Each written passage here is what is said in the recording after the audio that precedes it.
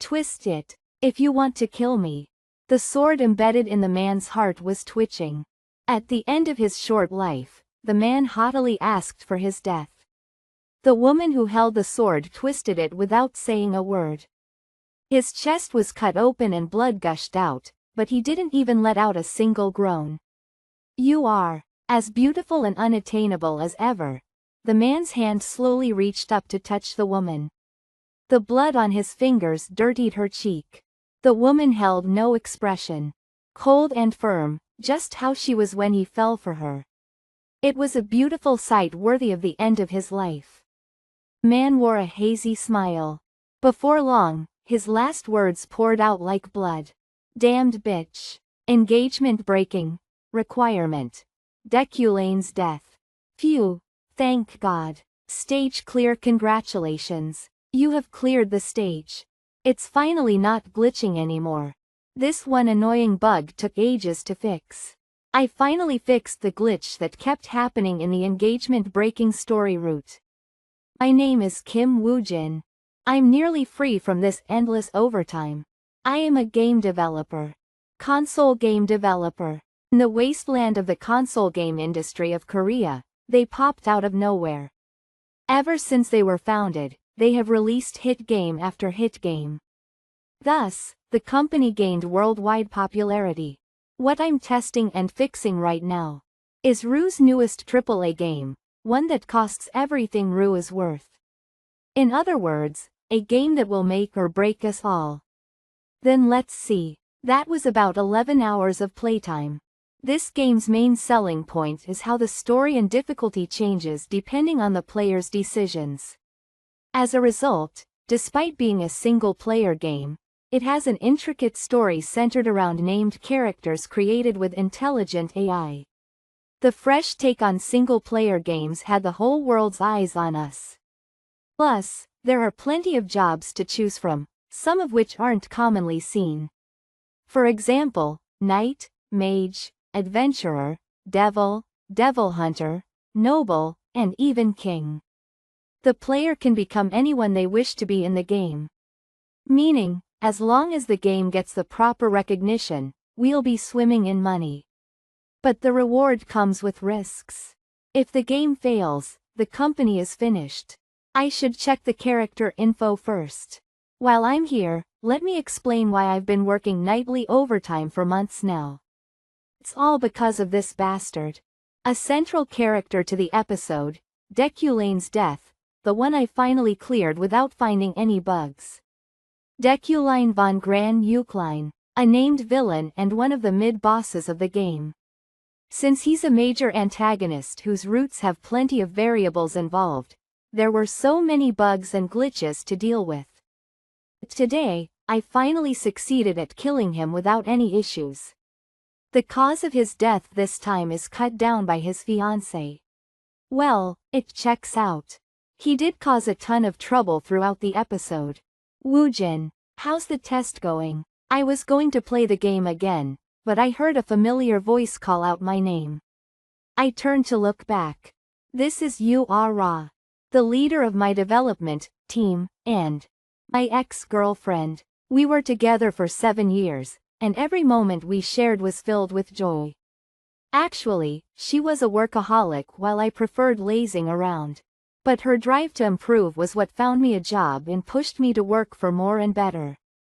But eventually, we broke up. I was unable to change despite Ra's best efforts. I heard you were having a hard time because of bugs. Glad to see you pushed through. It's been 6 months since the breakup. I heard a rumor that there was someone new by her side nowadays.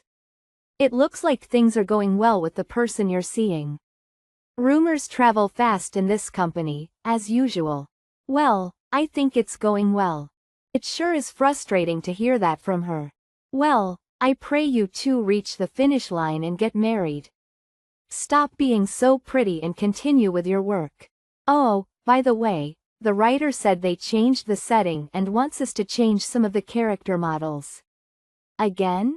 Geez. Every day, there's a new change.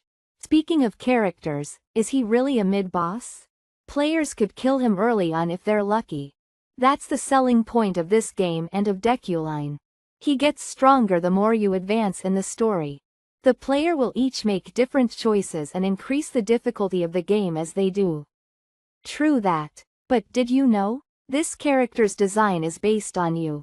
Deculane's? You really didn't notice while modeling him? You both have the same cheesy look. But I've only ever met the writer a couple of times. That's why whenever I play the game, I always start off by killing him. What was that? Well, your personalities are similar. Really? I'm similar to the guy whose final words are, "Damn bitch." Anyway, let's stop slacking off. What are your thoughts on the playtest? The game itself is fun, but I'm concerned about how the company's survival depends on it. You don't have to worry about stuff like that. The gameplay trailer got people around the world excited, so it's definitely not going to flop. With a big smile I turned my head towards the window. Isn't that your man down there? Oh my, see him? The guy waiting next to his car. It's already this late. What are you standing around for? Don't make him wait any longer. You should go to him. Ra seemed like she wanted to say something, but her mouth kept on snapping shut. You're right. Then I'll be leaving now. Good work today, Woojin. Goodbye. I felt pathetic, so I just sighed and put my attention back on the monitor. Let's get back to checking Deculine. But is the writer serious? When I looked at this character called Deculine, who had already died, I got goosebumps. He's supposed to be me? He's got 6 traits, and he has both prodigy and mediocre mage. During his childhood, Deculine was praised for his genius and touted as a magic prodigy. But in reality, he was more mediocre than it first seemed. So the combination of his pride and arrogance, his lore, and his upbringing as a high-ranking noble created the worst possible personality in all humankind. Actually, can he even be called human at this point?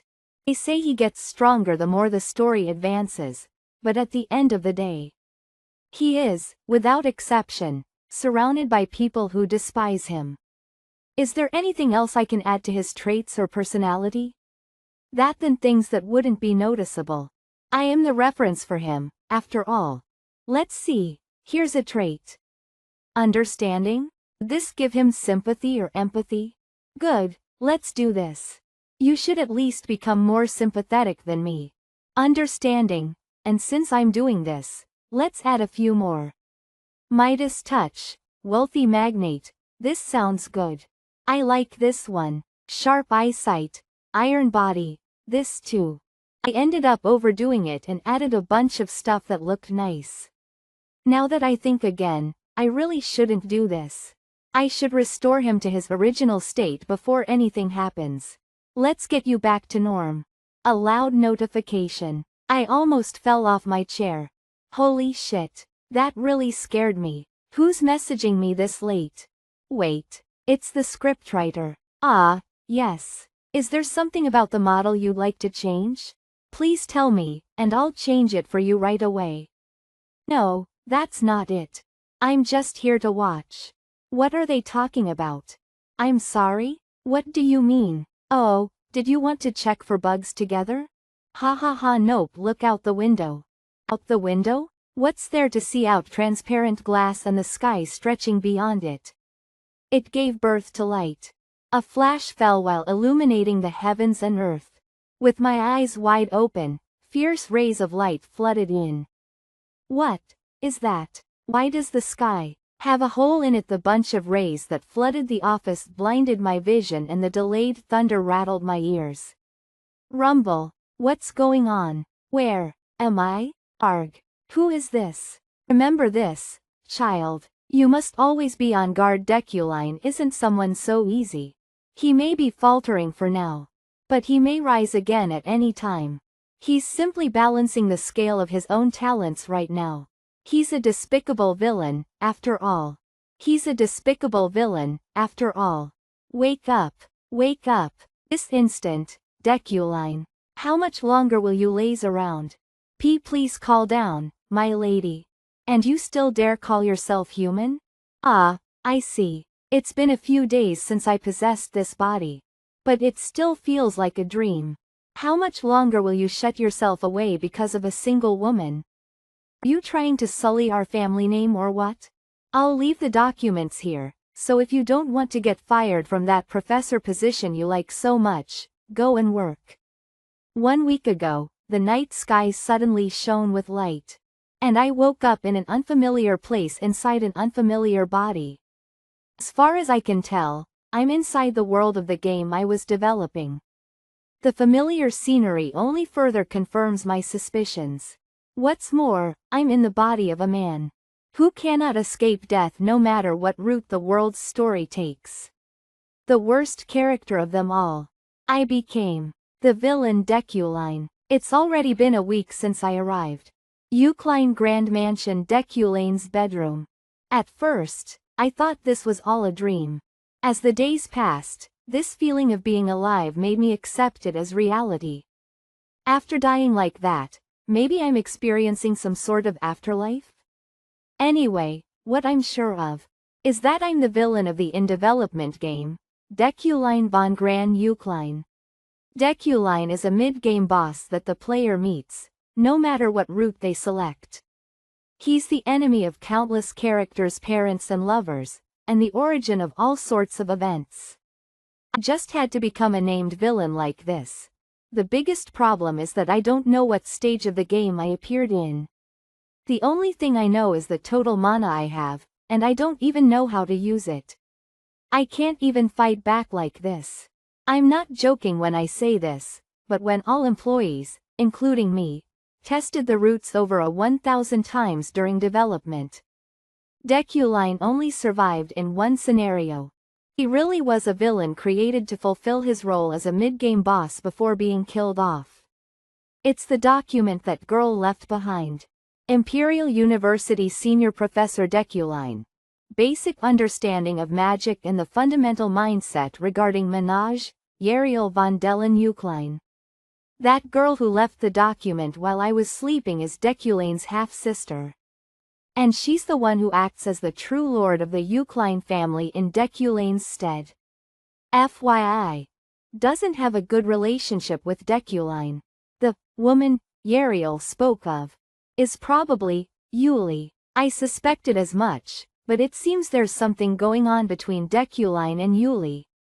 I'll leave the documents here, so if you don't want to get fired from that professor position you like so much, go and work. Now that I think about it, she said, professor position. Today is the day of the lecture.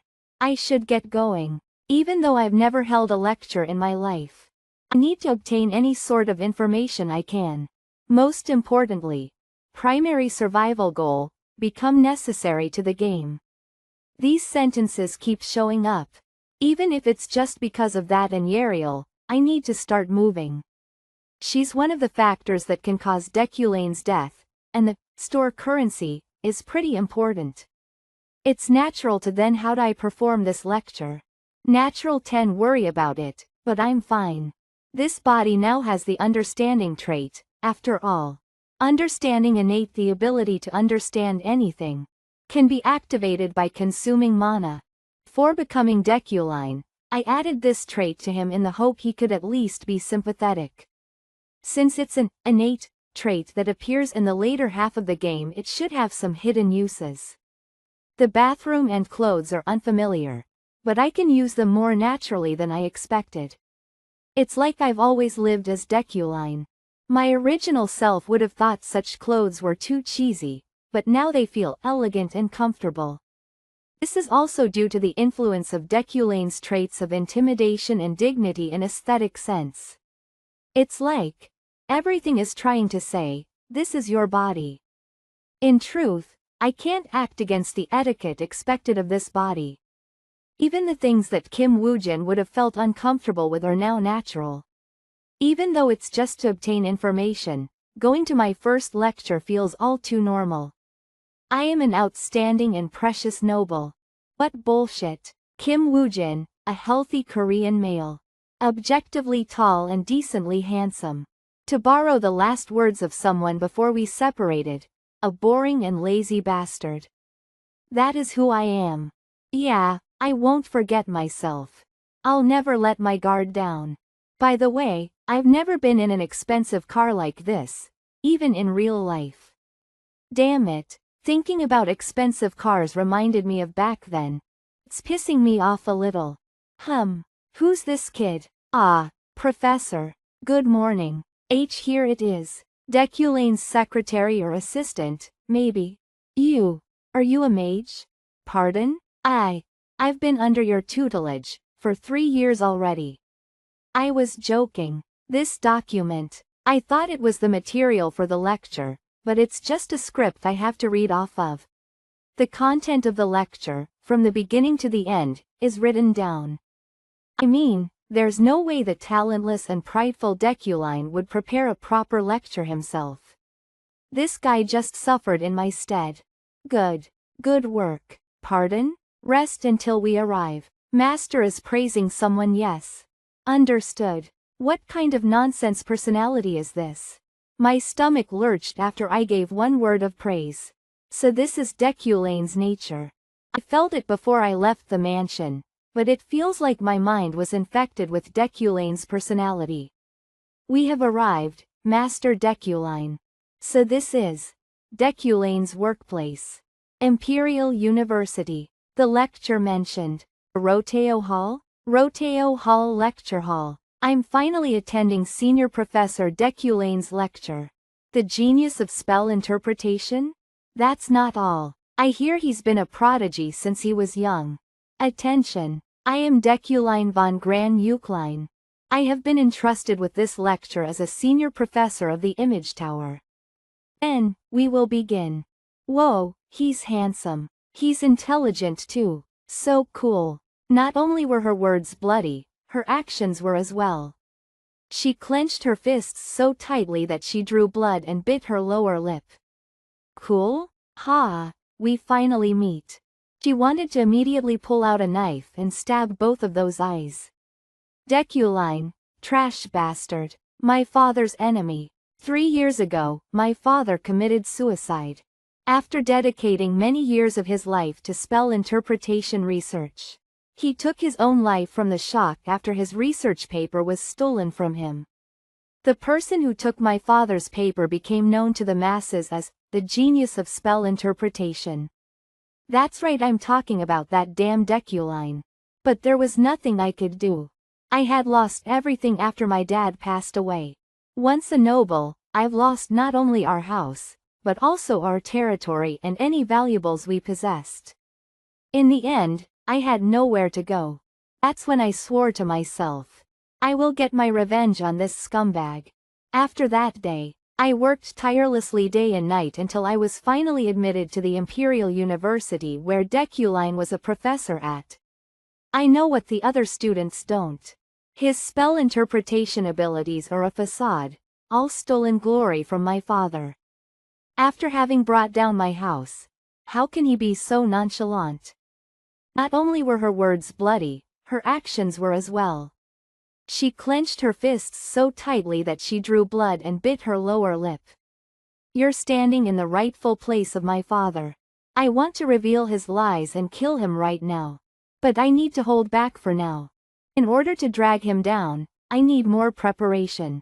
For the perfect vengeance. Attention, everyone. I will be starting the lecture. Let me introduce myself. I am a senior professor at the Mage Tower here. I have been assigned as your special lecturer. As a monarch rank mage capable of ruling over the elements, mages are classified into 11 ranks. Monarch is the 4th highest. I am sure you are already aware having made it this far, but magic is largely divided into 3 properties and 9 categories. Properties are the following: origin, the foundation of magic; elements, the physical makeup; and material, the medium. As for categories, there are summoning, spiritual, destruction, support, manipulation, ductility, enchantment, harmony, and finally, specialization. That is why a mage needs to. This is going far smoother than expected. Not only is this my first ever lecture, I am teaching magic theory, a subject I am unfamiliar with. Though I may be simply reading a prepared script, I seem to have a perfect understanding of its contents.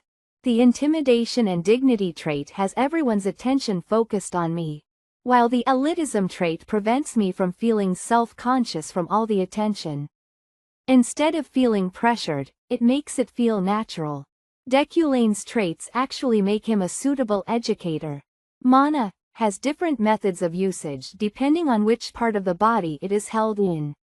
Typically, mages store mana inside the brain where it's easier to picture spells. Knights, on the other hand, store it in the heart, the organ that pumps throughout the entire body. And finally, the dantian is a mana storage most applicable for all as it has the most intertwining of the internal and external. What I am trying to say is quite simple. Hard work is important, but if your talents are inadequate, careful selection and focus are also necessary. What apt advice for Deculine. In truth, Deculine isn't that talented of a character. Though this guy's current mana is 3,375, there is a named character with over 30,000 starting mana. Give advice he should be listening to the most. How laughable. Well, I guess it is just a script. That'll be it for this lecture. One last thing. I'm worried about this final line. Do I have to read it? The real Deculine would not have read it. Does anyone have any questions? There was only silence. Oh good. No one seems to have any questions. If no one has, when I was about to turn around, relieved that no one had a question, someone raised their hand. Then she got up from her seat. Professor Deculine, a mysterious spell was found in the mage dormitory last night. Some are even calling it the act of a devil. As the genius of spell interpretation, what are your thoughts, you there? Are you really part of the mage tower? I spoke right away. On the inside I was in a rush, but what I showed on the outside was pure elegance. I instinctively spoke in an aristocratic way. I beg your pardon? Why do you ask? If you are, it should be customary for you to announce your affiliation first. I will not be accepting questions from a child that lacks basic manners. What? Professor. Sorry, but it can't be helped. I just realized how much mana understanding takes. Mana. 2005 3375. It took 1300 mana just to comprehend the lecture script. Who knows how much mana it'll take on a spell I've never seen before. In the midst of the ridicule and cynicism the magician received, I adjusted my disheveled sleeves. Her attempt to stand out failed. Wait a second, the mage tower is refusing to interpret it, saying that it's a false rumor. But I believe that you, Professor, is capable of figuring out the category of this spell. The unknown female magician, who was still standing, floated into the air and drew a magic circle with mana. A normal magic circle cannot be defined as just a straight or curved line with different arcs, but as dozens of living parasites that randomly intertwine. The moment I looked at the magic circle, regardless of my intentions, it got activated. I am formally requesting interpretation of this spell. Mana. 363,375 in less than 1 second, nearly all my mana got wasted. A few debutantes stayed back in the dormitory to analyze it, but there has been no progress. If you could at least give us a hint. It's barrier magic. Magic. There's no need to even give you a hint. It's barrier magic of the enchantment category. Someone tried to trap you guys in it. That's all. The bold magician seemed embarrassed, but I just left the auditorium without looking back. Mage Tower University Cafeteria. What an asshole. I wanted to expose his fraudulent interpretation skills with an unknown spell. Instead, he pinned me as an ill-mannered moron just because I forgot to say my name. I thought I was going to die of embarrassment. But he must have been caught off guard. While trying to bullshit his way out, he called it an enchantment spell. Enchantment magic is highly tricky, so it usually requires a medium. How can it be an enchantment spell if there is no medium? What I showed him was a direct copy of the unknown magic circle drawn on the front doors of the dormitory last night. Though people were riled up by it at first, it's become research material to the newbies. I knew he was full of crap. Farine, the magic circle from yesterday. It clicked once we reformulated the spell as a barrier. I'm so amazed. We were too afraid of that professor to ask anything. You sure got guts. Huh? Hold on. You mean to say it really was a barrier? Yeah, isn't Professor Deculine incredible? How did he know it was an enchantment spell without a medium? No way. That's not possible. Thanks, Ephraim. We're going to submit a report on this. We'll be sure to add your name to it. Yeah, thanks. It must have been a lucky guess. In the end, I only raised his reputation. Understanding Elemental Magic. Grade. Advanced 5 credits Professor. Deculine von Gran Eucline. A lecture held by Deculine this semester. You know what they say. If you know the enemy and yourself, you will never be defeated. I'll have to steel myself if I have to face that jackass daily. Just you wait, Deculine. Ifrin growled, while staring at the syllabus. I will expose you soon. Ding side quest. University lecture store currency plus 0.5 step. That almost became a disaster. Nevertheless, on the outside I seemed like the perfect model, walking. The moment I looked at that formula earlier, my understanding got auto-triggered independent of my will. A magic circle formed by countless lines overlapping as they please.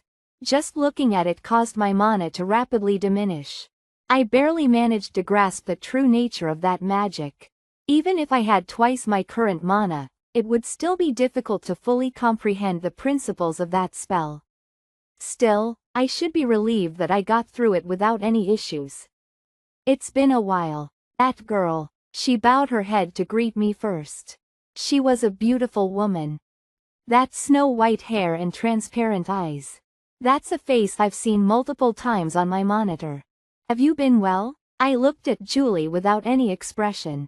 If she were a servant she would have looked down without being able to take this look, but Julie just silently waited. Julie von Dea Freyden, Deculane's fiancée, and a named character who will one day reach the pinnacle of knighthood.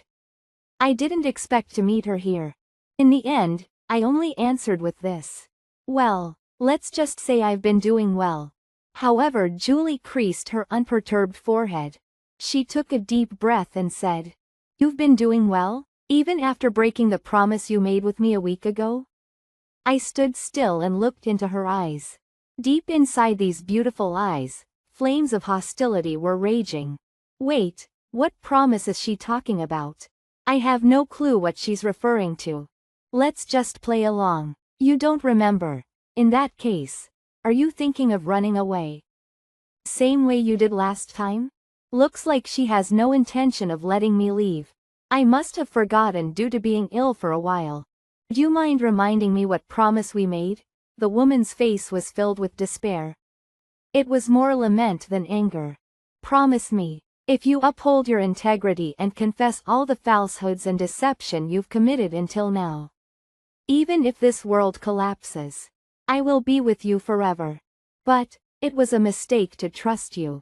Leave. Well then, I will take my leave. Deculine and I were engaged for political stability. Deculine, who has distinguished himself as a prodigy mage. And Yuli, a knight born with a talent that will be remembered for centuries. If these two achieve harmony, it would undoubtedly be a union beneficial both politically and by bloodline. Ha ha ha ha. The noble houses of Eucline and Freyden. Nobody opposed the marriage that would strengthen the power of both families. It's fine. This is just my family duty. Reaperscans.com. Even if I never had any love for him. At some point, both families released the truth. That all of Deculane's talent was nothing but an act. Perhaps he refused to accept his own truth, deceived the world. Calling himself a genius of spell interpretation, and became a professor.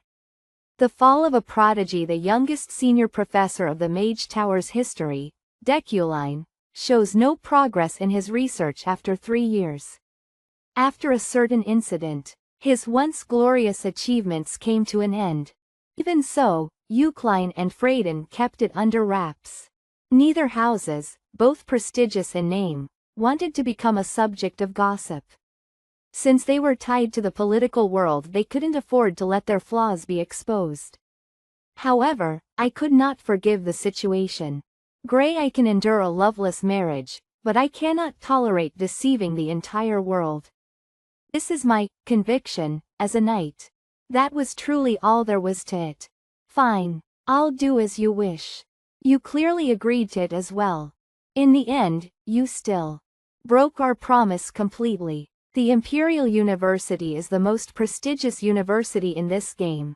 And among its faculties, the magic department is the ultimate final boss.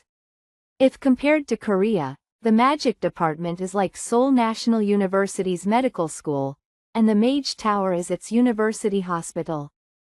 It's well designed, a vast and spacious campus, and a meticulously maintained garden. This place has many similarities to American campuses. My team and I pulled all-nighters to create this atmosphere. If I weren't walking through this place in my current situation, it would have been quite nice. While I was walking around like that, I felt someone walking behind me. Was it an assassin? I was startled, but fortunately, it was just the magician who was with me in the car. Though I didn't exactly know who they were, as they had their robes' hood pulled down. Quack. Oh no, I'm so sorry. I had something urgent to tell you, Professor, so I was following you and... It's that guy who rode in the carriage with me last time. Sigma, I thought I was being ambushed.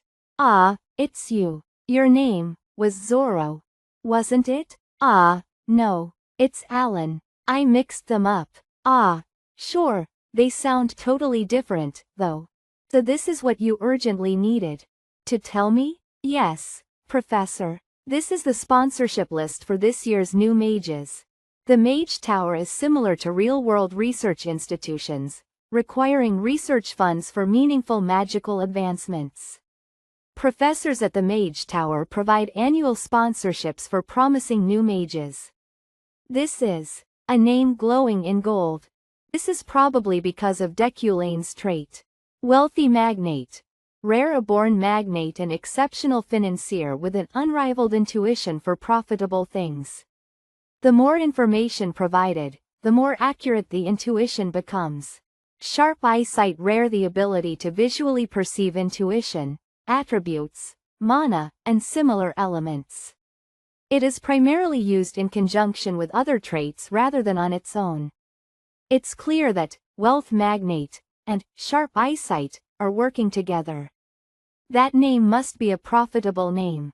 There are a few of such names. But among them, one name stands out the most. Ephraim Luna, a major named character in the game. According to the developer who designed her, it seems she lost her father because of Deculine. Luna's sponsorship amount remained 0. Why doesn't Ephraim Luna have any sponsors? Ah, if it's Ephraim. Maybe everyone is being cautious. ReaperScans.com. Ah. I see. They're all wary of Deculine. For someone who didn't even attend the academy and learned magic through self-study, her talent itself is undeniable. However, this Ephraim Luna is Deculane's enemy. I mean, Deculine is her enemy. If things proceed as they did in the original game, I'll end up meeting the same fate. Engagement breaking completion condition. Assassinate Deculine. Villain's fate. Whole world wishes for his death. However, what doesn't kill him makes him stronger, in the game. Deculine dies in countless ways. Either a sword pierces his heart, or a wand.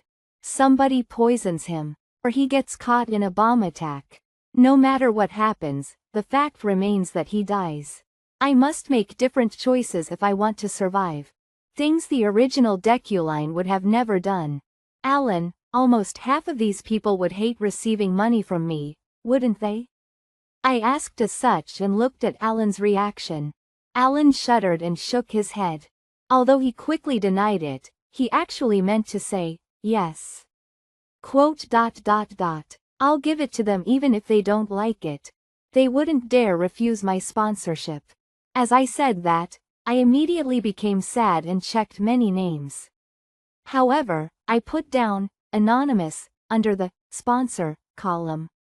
If I wrote down my real name for no reason and they found out, it would definitely backfire. Alan, go submit this. Okay. Then borrow a few books I'm writing the names of before leaving. I'll be going now. First and foremost, I need a lot of money to survive. Some death variables can be resolved with money alone. Investing in promising mages is one way. But that alone isn't enough. This world is filled with named characters who despise me. And they will relentlessly come after me. Therefore, if I truly want to survive, what I need is a fundamental path forward. I must obtain my own strength. Kololo. The best option for me to survive is to become stronger. However, Deculine has mediocre talents. If this keeps up, I won't be able to handle the danger that'll approach. Unless I'm properly prepared, I cannot survive the numerous deaths that draw near. The one thing I can call a relief is the specialty he has. While Deculine cannot control the four elements like his ego desires, he does possess the ability to control earth and fire, and his talent in manipulation, magic is certain. Also, as a result of harmonizing earth and fire to get metal, Deculine was able to enhance another special trait, Midas Touch. Midas Touch unique consumes the user's mana to unlock the potential of a target. Thus, with Deculine's abilities to manipulate metal with magic, he can use the Flying Mind Sword. Flying Mind Sword, a sword art that involves moving the sword without using the hand but the true essence of an object. Of course, we call it the Flying Mind Sword, but it's actually just using telekinesis. While telekinesis is a non-mainstream school of magic, the lacking power can be made up for by the quality of metal used. However, in order to really make use of everything, I need to learn manipulation, which is a method to manipulate objects. And shall we test it out? He began to cast a spell. A blue whirlwind appeared around him. Spells regarding basic manipulation are all burrowing into my brain. He felt dizzy after casting the spell. If I try it now. He picked up a fountain pen from the desk to experiment on it. I can do it. Basic telekinesis has now been memorized so that it can be used without an incantation. To think something that I only saw in the settings of a character can really be used like this now. Memorize. A phenomenon where a fully understood spell is subconsciously triggered by the brain. Although it may be basic, if the results after freshly learning the skill amount to this much. Once I learn advanced telekinesis, I should be close to the level of strength I want. What should I do with this now? While I was struggling to think of something, stroking my chin, I suddenly remembered a certain trick. What if I engraved the entire magic circle onto my body? In this world, the larger the magic circle, the more powerful it is. In that case, I'll use understanding to understand my body, and instead of only engraving it into my brain and heart, I'll enhance telekinesis by engraving the magic circle onto every part of my body. Of course, there's a high chance of significant side effects. Iron body, unique innate physical abilities and attributes. The potential of the body is of the highest caliber. But thanks to the special attribute iron body, this body can withstand such side effects. This is something that's only possible because it's me. I have around 800 mana remaining. It should be enough since I'm just testing it out. I activated understanding and let magic flow through my body. I felt an excruciating intense pain. Throughout my body, bones are shattering and muscles are tearing. It's a pain incomparable to anything else. However, even while getting baptized by this intense pain, this body didn't even let out a groan. It didn't even bite its lip. Even though it couldn't control the flow of its sweat, it never bent its waist even a bit. That is the dignity of a noble. Mana. 3375. An intense feeling of exhaustion sweeps in. However, I'd failed because I lacked mana. There was still some progress. A magic circle was engraved onto my shoulder. At this rate, engraving the magic circle over my entire body will take about 2 weeks. A month after Deculane's special lecture, the first day of class. Mage Tower of the university. It seems a bit different from what I heard from my seniors. Were Professor Deculane's lectures always like this? The professor wishes to measure your skills. Use any element here to produce results. He just left that sign behind and gave us self-study for the first lecture. What results is he looking for, using the elements? Is that why he chose an outdoor lecture hall? Where's Professor Deculine? Of course he does this. That irresponsible person. To think to give everyone self-study for the first lecture, leaving only a sign behind. What kind of person is he? Who are? And for a moment, she was speechless.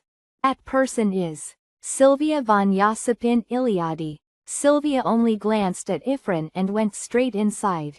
Does she not know who I am? Ifrin, who was the only one standing there with a heavy expression, awkwardly scratched the back of her neck, before going in.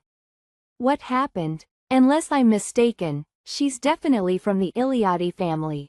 10 years ago, the Iliadis were wary of my father's potential.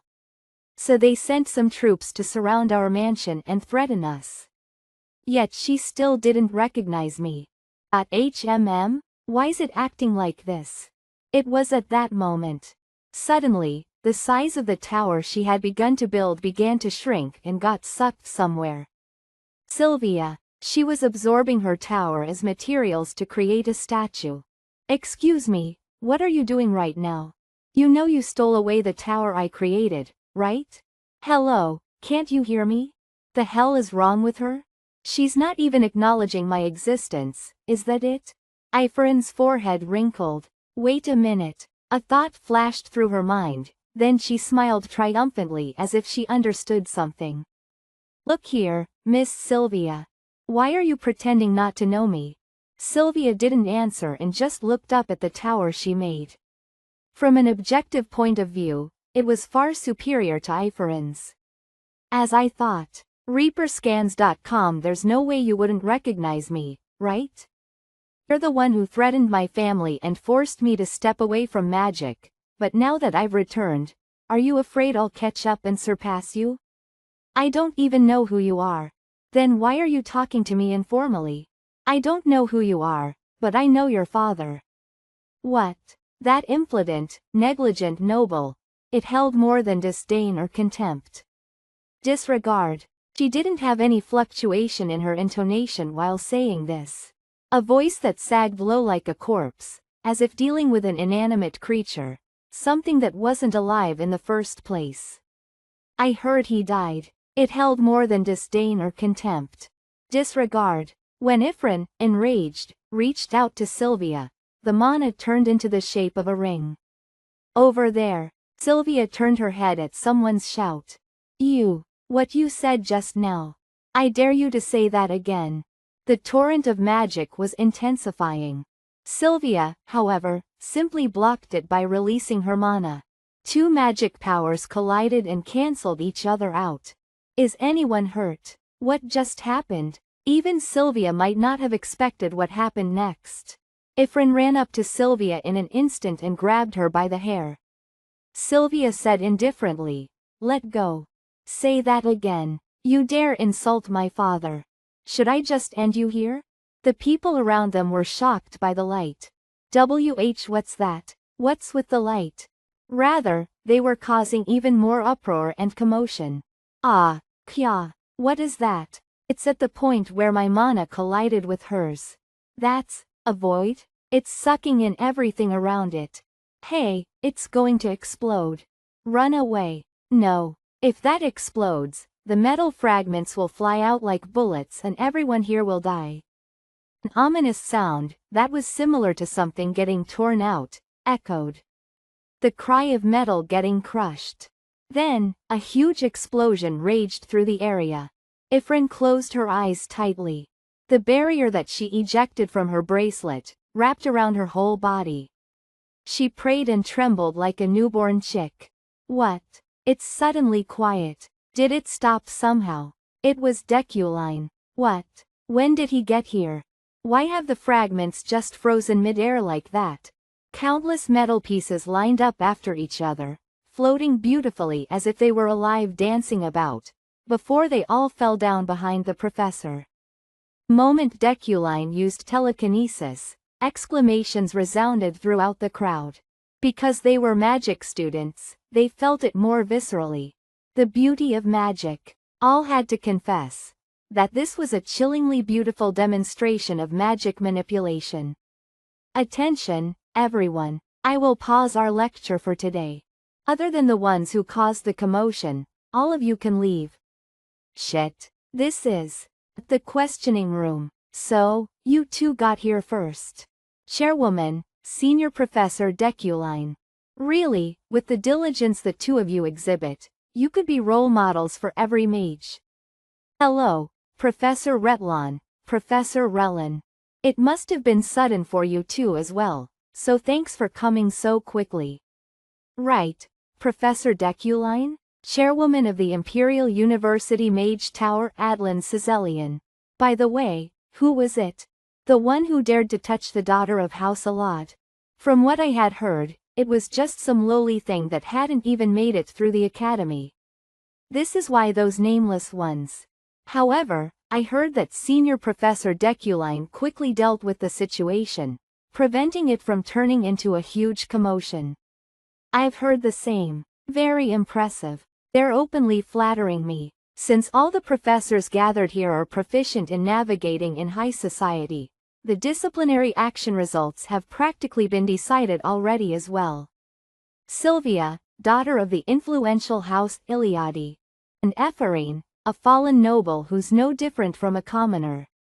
It's obvious which one they would support. This is why I need to chance the disciplinary action decision. Because for some time, I've been able to see the dark energy seeping out of Ephraim. This is only visible to me through my sharp eyesight. Villain's fate class. The whole world wishes for his death. However, what doesn't kill him makes him stronger. My villain's fate activating. If I fail to change the outcome, my death will tread closer to me. Now then, we will hold a disciplinary meeting regarding the debutante mages Ephraim and Sylvia. No, how dare you start a fight in our sacred classes? If it wasn't for Senior Professor Deculine, people would have gotten hurt. Why did you fight? The thing about her father. She didn't want to talk with anyone about that. Even more so as an excuse to avoid disciplinary actions. I cannot say. What?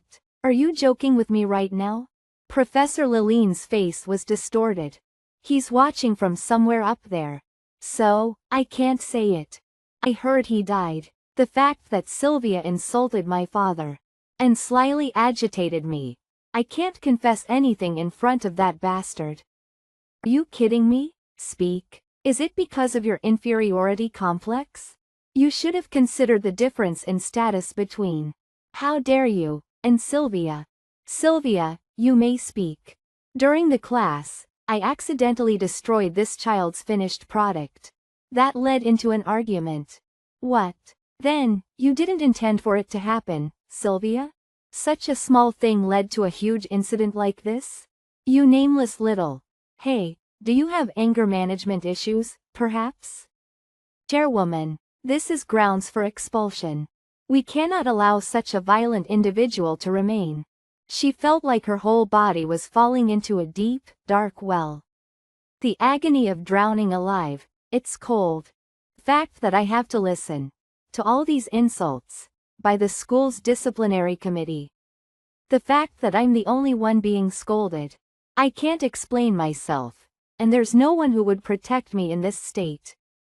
It's all too cold. Deculine. This is all because of that bastard. Tilda then. I think everyone's opinions have aligned somewhat. For our final decision, let's listen to Professor Deculane's opinion since he was at the scene. De Colland will ask as the senior professor of the tower and a member of the disciplinary committee. It's all over. Do you truly believe that you have done no wrong in this incident? ReaperScans.com. Sylvia von Josipin Iliadi? Ifrin, who was sinking to the bottom, quickly raised her head and blinked. Flustered, Sylvia licked her lips. I will ask again. Are you truly and wholeheartedly innocent regarding this incident? It was an unexpected development. A number of questions filled Ifrin's head. What's with this development? What do you mean, Professor Deculine? You definitely could have stopped that incident from occurring. However, you did nothing. Or, does the talent that everyone anticipated such great things from only amount to that much? She lowered her head to hide her slightly biting her lips. I apologize. In truth, I didn't stop the situation from escalating because I wanted Ephraim's punishment to be more severe. More importantly, why is Deculine questioning Sylvia instead of me? Because in the end, I am clearly at fault, no? Still, the defender can't be at fault, Senior Professor Deculine. That should be the aggressor. If that is the approach you wish to take, then I am the one at fault for organizing my lecture this way. Would you prefer that, Professor Rellin? Of course not. I just feel like this is a bit. He's even going against the professor that's been supporting Sylvia. Why is he going this far? At that point, no matter how hard she thought, no matter how much she wanted to deny it, no matter how hard she tried to understand it, Ifrin couldn't help but admit it. Why is Deculine defending me? Stop. Kids grow up by fighting each other, anyway. Since they've only just become debutantes, rather than kill their motivation by nagging about every little thing, let's overlook it just this once. So, there won't be any punishments. You can go back now. What? I was ready to be expelled. That was what the Deculine I know would have done. So, why? As expected of Senior Professor Deculine. The way you look at everything differs from the rabble. All for the sake of the students. Ifrin, who had just been sitting there, watching, soon came to her senses and shouted loudly. Excuse me. The other professors just glanced at her, but there was only one silhouette. Only the person presumed to be Deculine looked at her. Then Ifrin told him, I have a question. The thing Ifrin wanted to ask. Do you remember the surname Luna? Do you know my father? And does he know that my father spent his entire life suffering under him before ending it all? Will this make him remember that? What do I do if he changes the disciplinary verdict for his own safety?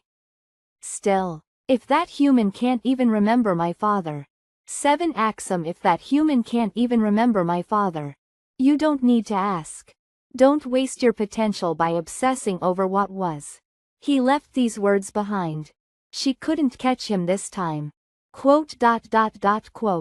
She was left in just an empty interrogation room. In this space, left alone, Ifrin, who was brooding over Deculane's words, was convinced. He knows. Deculine knows me and my father. If not, he wouldn't have taken my side. He helped me out of the small sense of responsibility that he feels because my father died while working Linderham. He only did it out of pity. Ifrin felt her heart twist in anger over that matter, and while she was sad and confused about the situation, she wasn't even able to refuse said pity. In the end, she was relieved though. I'm relieved. If he hasn't forgotten that incident, and he hasn't forgotten me. It's fine. For now, at least, it's fine. Villain's fate. Overcame death variable store currency +2. Ah, so something like that happened. Daughter, you won't even need to think about that kid anymore. Ilthian von Ludwig Iliadi, head of House Iliadi, a spree rank 3 mage. Although Ephraim Luna definitely has the talent, she's a child who already missed her time. 10 years ago, the day of the aptitude check, during the academy entrance test. That was when I first met her. My goodness. Both of you. Goodness me. Two people within our territory? Have been born with the potential to reach archmage status. What happened? The peak of the magical realm, the rank of immortality. Eternal, they are transcendent beings who even the emperor can't touch. Those who reach that point are named archmages, and are etched into the continent's history. By tradition, only 3 archmages can exist in the same era. It is not related to category or property. It is merely the unwritten rule of the magical realm. Excluding Demakan, who already reached the rank of eternal, at that point, 2 empty positions were open. The chairwoman of the Mage Tower, Adlan, was a strong contender for one of those spots, so I, the daughter of House Iliadi, and Ephraim, the daughter of House Luna, the branch family, had no choice but to compete for the final spot. Even without my father telling me, I knew. Give up on sending your daughter to the academy, Kagan Luna. We Iliadis trampled House Luna under the excuse of tension between the houses. But it was all because of me. It was so I could grow up to become the Archmage instead of Ephraim. CarryPersons.com. Becoming an Archmage is my dream and my duty. Are you afraid that I'll catch up? No, she's just annoying. Daughter, you don't need to mind that girl any longer, but be careful of Deculine. Pardon? Deculine isn't as simple of a problem. Although he's stagnating, he was called a prodigy in his youth. He could regain his spark at any moment. I already know that. Professor Deculine probably already saw through the trap that I planted. Back then, I definitely eliminated the mana Ephraim used to attack me. Next, I planted a trap spell that would only react and explode to Ephraim Luna's mana. If the incident escalated, Ephraim's punishment would have become harsher as well. However, Deculine saw through my tricks. I even carried out the plan after making sure there was no magical surveillance active within the lecture hall. Rather than say, Sylvia, it was your doing, he compromised and said that I didn't stop her. I already know everything, so, comply. With that threat, I had no choice but to accept. I thought he was just an arrogant man who was confident in his talents, but just what kind of person is he? Today's events were filled with questions for Sylvia. Sylvia never showed emotions to anyone. She neither gave away her heart to anyone nor did she accept anyone else's. So she couldn't explain today's situation even though it was her. A few days later, Deculine's mansion. This is Roy. Are your preparations complete? I'll be down soon. As I thought, taking Ephraim's side during the disciplinary committee meeting was the right choice. I was able to eliminate the death variable reaperscans.com and obtain some store currency. I never imagined that the debutante to ask the question was Ephraim. But she must have held hostility toward Deculine even then. Of course, things could have led to Sylvia also being hostile. But I needed to deal with the problem at hand first, so it couldn't be helped. High society activities. I wanted to avoid them as much as I could. Unfortunately, I can't ignore an opportunity to obtain store currency. Side quest. Attend the social event. Flower of the New Year, store currency plus 0.5. Since I need at least 5 store currency to access the store, I'll just leisurely check some named faces that will be at the gathering. Welcome, Senior Professor Deculine.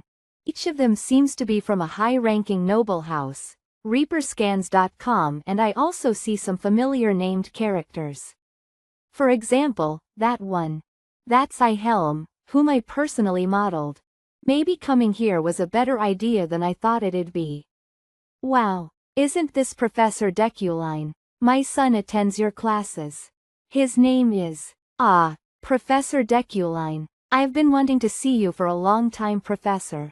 Professor, scrap that thought. Ms. Ganesha, I heard about your activities in the most recent Continental Journal. Professor, if possible, could we share a meal later? My house is, wait. I definitely just heard someone say the name, Ganesha. Among the adventurers, she's important for the story at this point. If I form a good relationship with her, then it will become my biggest gain from this event. Where is she? I definitely heard someone say her name. I need to use this opportunity to make a connection with her. A woman with long red hair tied into 2 ponytails, that seemed rather nervous and sharp. In fact, she had a frown on her face, seeming that communicating was a bother in and of itself. However, many people gathered around her. Adventurer, Ganesha. Initial World Combat Rankings 5th. Where on earth is Ganesha? She must be somewhere nearby. Found her. With her long, red hair tied into twin tails. The woman dressed as an adventurer. I need to hurry up and find her. Santa step, oh my, what do we have here? Isn't that Professor Deculine Tilda? Now of all times, he was a handsome man with blonde hair. Although he was shorter than me, his magic was strong. I Helm von Garion Rewind Imperial Court Mage Monarch 4th rank. Oh my, I'm honored that the great senior Professor Deculine remembers me. It's been a while. How is your research progressing? I don't mean to be rude, but I've been hearing some strange rumors lately. What do you mean? It's nothing much. Just that your research hasn't progressed in 3 years, and there are whispers questioning your aptitude as a professor. This guy is openly mocking me. He was one of Deculane's peers at his university. If you need my assistance, I would gladly. They were close once, but after losing the senior professor position to Deculine, he started openly resenting him. That sort of provocation might have worked on the original Deculine, but it's meaningless to me. It's not like he's wrong. The rumors I Helm spoke of are practically true. I looked over his shoulder at Ganesha. She's gone. Ganesha is gone. You're acting so high and mighty. No one in this world will ever like you. So, even now, I lost track of Ganesha because I had to deal with this fool. Hey, I Helm. Huh? Mind your own business and get lost, you rotten cheese of a man. What did you just say? Our rotten cheese? Did you just? Damn it. I need to find Ganesha before she leaves the social gathering. A connection with her. The plan is falling apart. Shung, where did Professor Deculine go? Professor Deculine? Ha! Even after shaking off I Helm, there are still so many people clinging to me. This is why I didn't want to come to the social gathering. Professor Deculine? Someone called out my name. Looking back, I was greatly surprised. It was Ganesha, the person I had been looking for. Ganesha? Fancy meeting you here. Or were you looking for me, perhaps? I was just trying to shake off the leeches, but I ended up running into Ganesha. More importantly, were Ganesha and Deculine acquainted? I got lost. Hee hee. Stop joking, you really were looking for me. Since there's something you wish to discuss. About that previous mission, I'm sorry.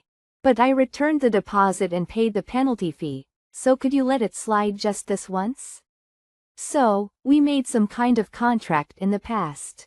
I'm sorry I couldn't bring you the child with magical talent as you had requested, Professor. No, it's not that I couldn't bring her, but that I didn't want to bring her. I got too attached, so I couldn't hand her over to you, Professor. So that's what she meant. Deculine was planning to repeat the cycle again. He was trying to make up for his own lack of achievements by using talented children. Let me ask you one thing. What is it, Professor? How long do you plan to live like this? How long, huh? Before I possessed Deculane's body. This man accepted flattery from those who were of no use to him, betrayed the trust of those around him, and hurt many people for the sake of his own reputation. However, from now on, I intend to live differently. That's not the answer I had expected. I thought you were going to kill me. Especially since I ran away after taking on a mission you wouldn't want people to know of. That's an excessive concern. Why would I try to kill her right now? With the power she holds in her hands?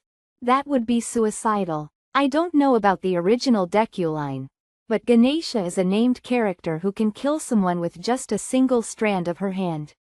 Her traits included the famous Master of All and Indestructible, a true warrior and adventurer who has reached the pinnacle of physical strength. Master of All. When one reaches the pinnacle of martial arts, using different styles still result in the same perfection. Indestructible. A state where the body becomes hard as diamonds. Deculine probably didn't send an assassin after Ganesha because I possessed his body.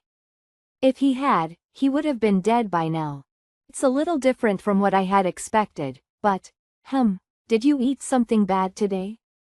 In the end, I achieved my goal of building connections at this gathering. I have no reason to stay here any longer. I'll be heading back now, so don't waste your time worrying. Are you leaving? Are you really sure? You're really not going to order my assassination or expulsion? That would be beneath me. She stood in stunned silence, watching him leave without a word. If it's about Eucline's power, just like Ganesha mentioned, I could pressure her through the Adventurers Guild. However, if things go wrong, a death variable might arise. Villain's fate. Death variable avoided store currency +1. What? It said, overcame, before, but now it says, avoided. I didn't realize it at the time, but that conversation was a death variable. I can't feel safe anywhere. Big sister, how long are you going to sit here like this? Rayleigh Yuli's direct relative, adventurer debutante 12th rank. I never wanted to come here in the first place. Ah, seriously. Stop it and come here already. No. How have things been with him recently? What are you talking about? There are a lot of rumors going around about Professor Deculine, and I'm worried. Things have been terrible, she answered in a quiet but clear voice. You really shouldn't say that out loud. Deculine, who had been away for a while, appeared from the stairs to the second floor. Deculine? His exquisite appearance had fantastic timing. What? Professor Deculine is leaving already? The guy who loves high society so much. I know, right? He's even leaving without sparing his fiancée a glance. Could that be because his relationship with his fiancée isn't good? Then the rumors we heard must also be true. That day, unlike usual, Deculine quickly left the social hall. Rumors spread in high society that it was due to his conflict with Yuli. Everyone was just blinking at such an unexpected situation. Deculine went out the door, leaving behind total silence only interrupted by the bubbling sound of the chocolate fountain. No matter how long they waited in that hall, he didn't return. But Kim Woojin had no clue about the gossip. Side quest completed. Attend the social event. Flower of the New Year, store currency plus 0.5 current store currency. 4.5 coins. It has been 2 weeks since I had attended the Flower of the New Year. Since then, on top of practicing memorize and basic telekinesis, I started training to improve my lack of physical stamina. That was because I had a near-death experience while trying something crazy. A few days ago, I would have died if I was an ordinary mage. I think I only endured it thanks to my iron body trait. I wanted to become stronger after my encounter with Ganesha, so I tried to enhance my metal manipulation by adding fire control to telekinesis, which had already been transcribed upon before. It was an upgrade where I was transferring the essence of the spell onto telekinesis. It would make me stronger faster by shortening the time required to learn magic. However, I discovered that it was as dangerous and reckless as it was beneficial. Due to how much strain it puts on the body, training my body has become equally as important as improving my magic. Since then, I've developed a morning routine. It's already time for work. Professor Deculine's office. What's this, Alan? Alan came back inside as he handed an envelope to me. It's an official message from the Mage Tower. More precisely, it's from the Professor Qualification Committee. I ripped off the envelope, which looked unnecessarily antique, and looked at the official letter that was kept inside.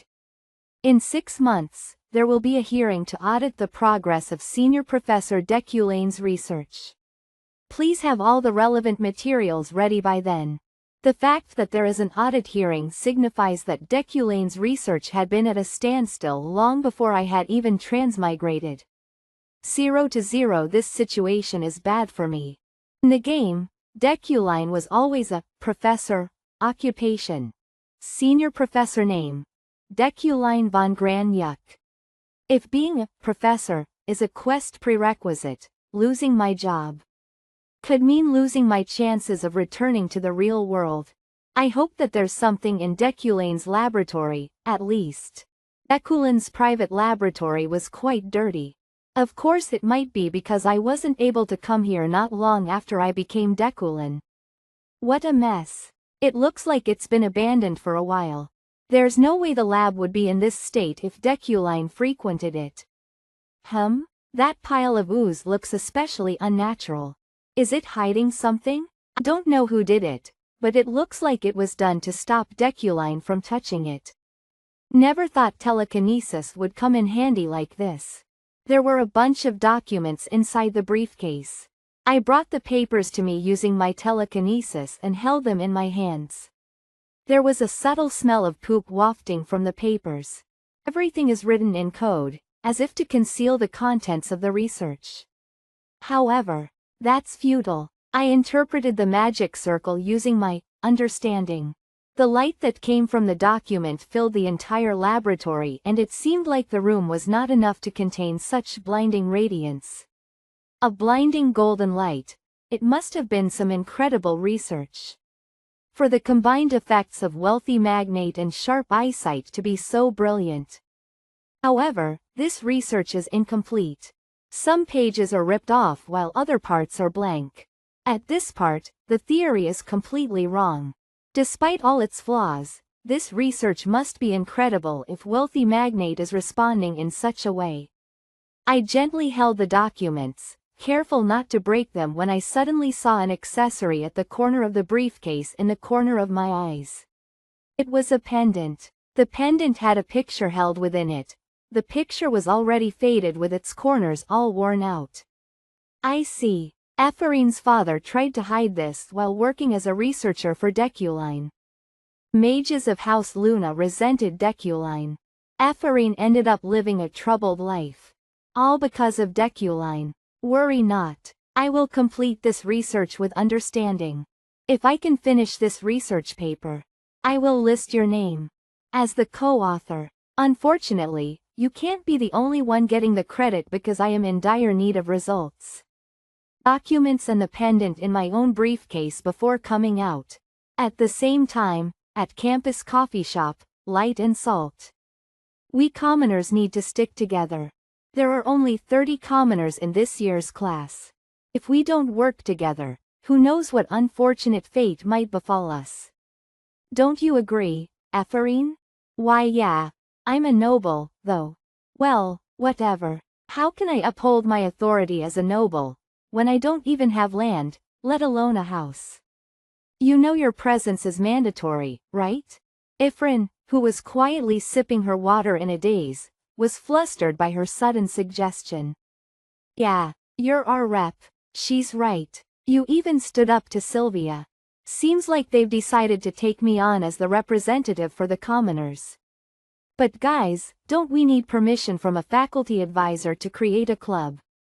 I don't think any of the professors would look kindly on us gathering. That is indeed the biggest hurdle. What about Professor Relin? That fatso's known for only treating nobles well. Professor Kamel? Don't even get me started on him. He doesn't even consider commoners people. Obviously, we can cross Professor Deculane off the list. I wonder if they'll finish that? Please don't finish it, please. I've got it. Epharine, let's ask Professor Deculane. You'll ask for us, right? What? You know, now that I think about it, he is rather fair. Whether you're a commoner or noble, he looks down on you all the same. You said you avoided disciplinary action thanks to him. Maybe he's taken a liking to you. I don't think that's it. He doesn't seem like that type of person. Things are going in a weird direction. I really don't want to see him more than I need to. Come on, think about it, please? I really can't. Like I said, you have it wrong. If anything, things will be worse for us if I ask him. Gasp. What's wrong, Julia? Move aside. Fern stared at him in a daze. Deculine? Go for it, Ephevine. Julia, when did you even run away? You traitor. Ephevine bit her lips and raised her face. Then, she held the paper out straight. Professor Deculine, I'm trying to form a club, and I need your signature, Professor.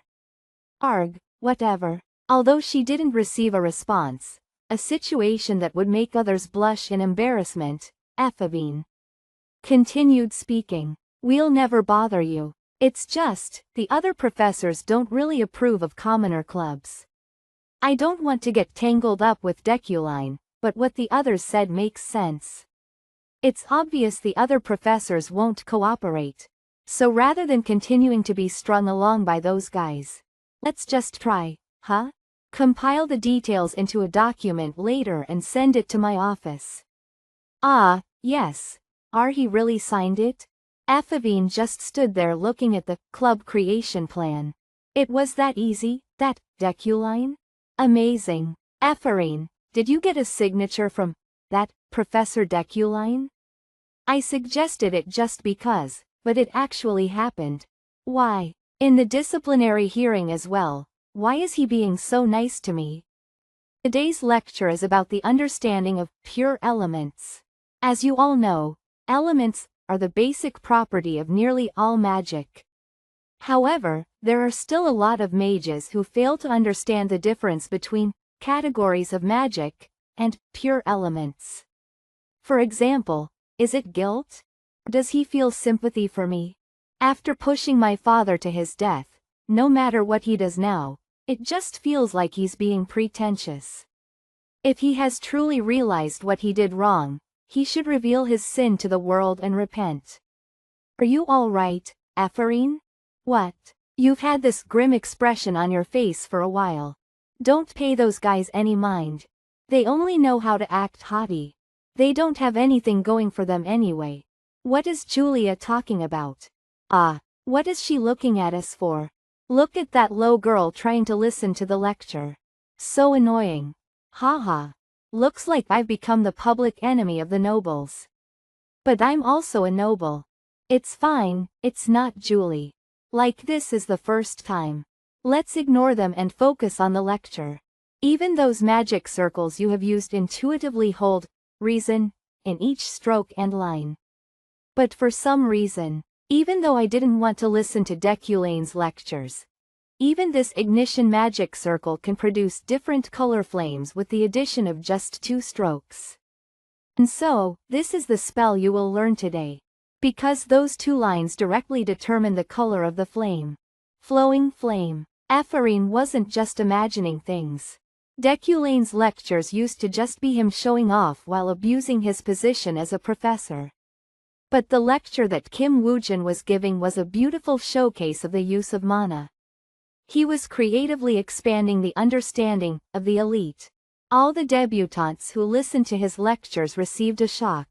The same went for people who had become unfamiliar with the joy of learning due to their genius. Such as Sylvia. As you all know, this is the magic circle that creates water. Reaperscans.com, however, if you add its strokes to the magic circle for fire. This happens. What rose up without form or shape was smoke, that is, fire and water. It's flowing. Fire is flowing like water. Unbelievable. There's so much theory condensed into this lecture. The mages who are called geniuses mostly command their magic using their intuition. So theory is just a restrictive cage for them. If all mages strictly adhered to theory, all spells would be stuck in set cages, to be copied over and over again.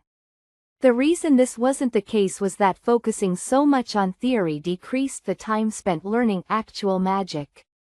Understanding all magic through the lens of theory was an inefficient method that would only hinder the mage's training. This was the contradiction of magic. In the end, to become an elite, one needed excellent intuition. But elites can't explain their own intuition to others. For this man, whose talent itself is in question, to give such a theoretical lecture as this. This is unbelievable. Sigh, it's too different from what I heard. I think that was the first time I focused that hard in a lecture. She murmured with a sickened tone to her voice. Her door was filled with red graffiti. How long do they plan to keep up these childish pranks? Arrogant trash, get out of the mage tower, you're not even from the academy. It's gotten worse since that clash with Sylvia, huh? Sponsorship certificate? This, wow. I nearly fell for it, but doesn't make sense. Who would sponsor me, who has been marked by House Iliadi and Deculine? Honestly, this is good. I'll report the sponsorship fraud and receive the reward money. Magic Bureau. It's real. It's a real sponsorship certificate. The seal is real. You're lying. It's real. She feel happy for it. Will he wake up if I do this? Or this? No one saw that, right? Won't this start a rumor? That I have 100,000 elm? Just in case, I should pack my bags so that I can leave whenever. I just had to go to the bureau and talk about it there. Asterisk 100k elm equals 100 million, 1 approximately equals 100k USD. What an odd one. Who would ask this? The expression on the staff's face was weird. Was she aiming for my money? I should have been more careful. Ouchie, ouch. She suddenly let out a sound that no one would know if it was similar to an animal's cry or purr. A strange cry like that rang loudly in the street. Ephevine remained in that position for quite a while as she cried, unable to force her tears to stop. It's not a dream. There is someone who recognizes my talent. I finally feel alive. Let's work hard. Again. Just a little longer. Ukline Province Capital City. Hadakane Ukline Mansion 147. Are you serious?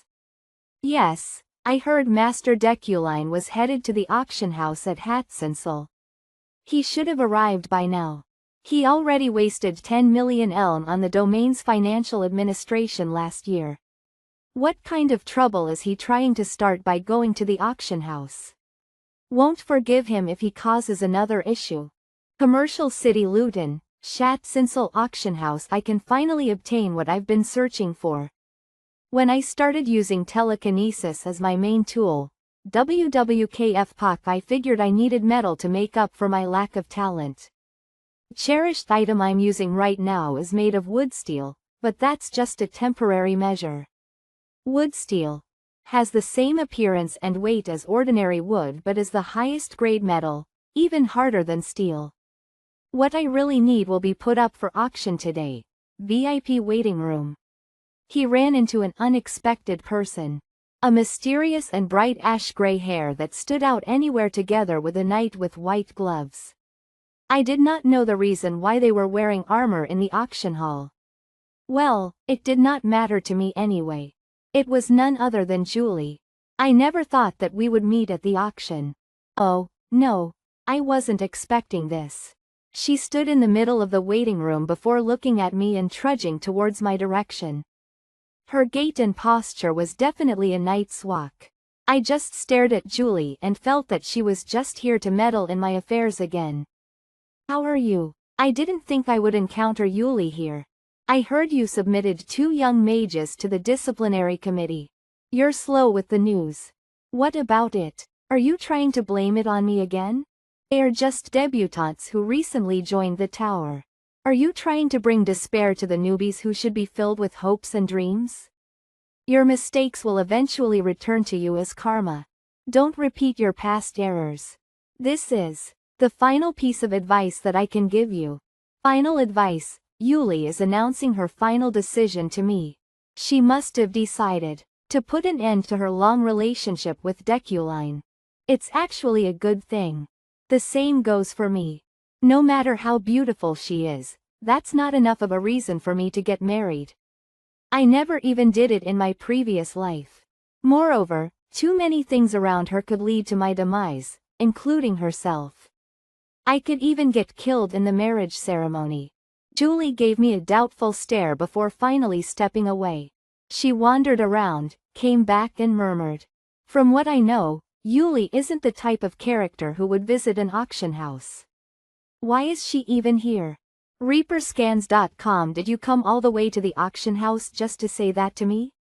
What? You're delusional beyond belief. I definitely didn't come to see you.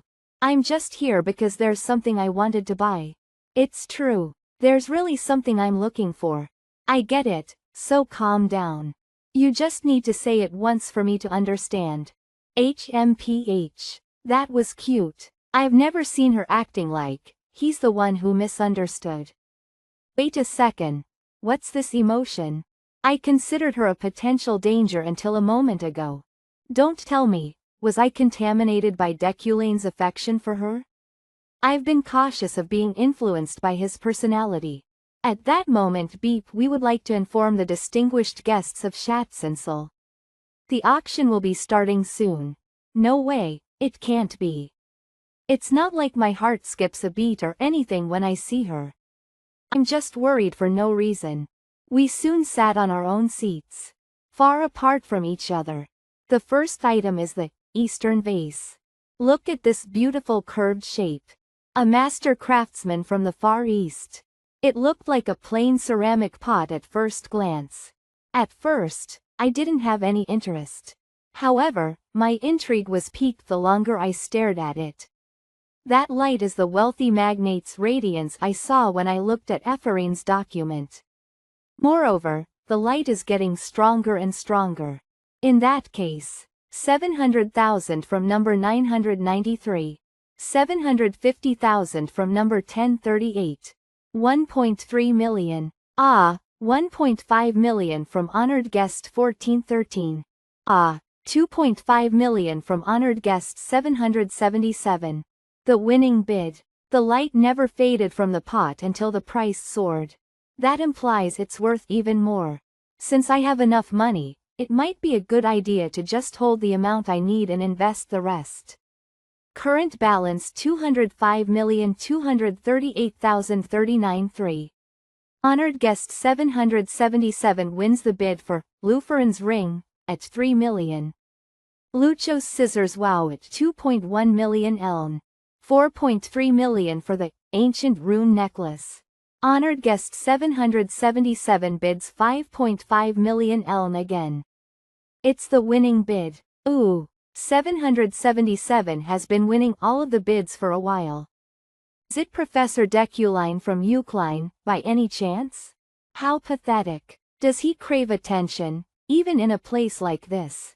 I knew it. He's just too different from me. He's wasting so much money just to show off for a moment. I don't understand how he doesn't seem to comprehend the virtues of humility and frugality.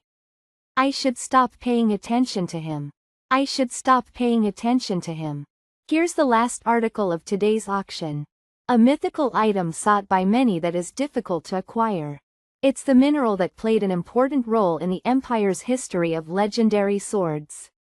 The magic of nature, the winter's flame. Snowfire stone. It was a rare metal that contained both heat and cold. Its existence was magical, making it difficult to control. Mere blacksmiths could neither forge nor refine it. !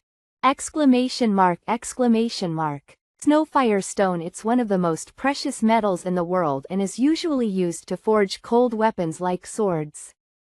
Just as the name implies, it's a self-contradictory and rare material incorporating both coldness and heat. The only higher-grade materials for swords are legendary ones like dragon bones. That's why the Snowfire stone is practically the best material that can realistically be acquired. I'm definitely forging my cherished equipment with that Snowfire stone. 10 million, 13 million, 20 million, 25 million, 30 million eln from 1089. Anyone else? We'll conclude the bid with this price. Nice, I won the bid. Number 777, 31 million eln. Number 777 is the same number that was called dozens of times today. There's no way I wouldn't notice who it is. Why are you even doing this? Deculine.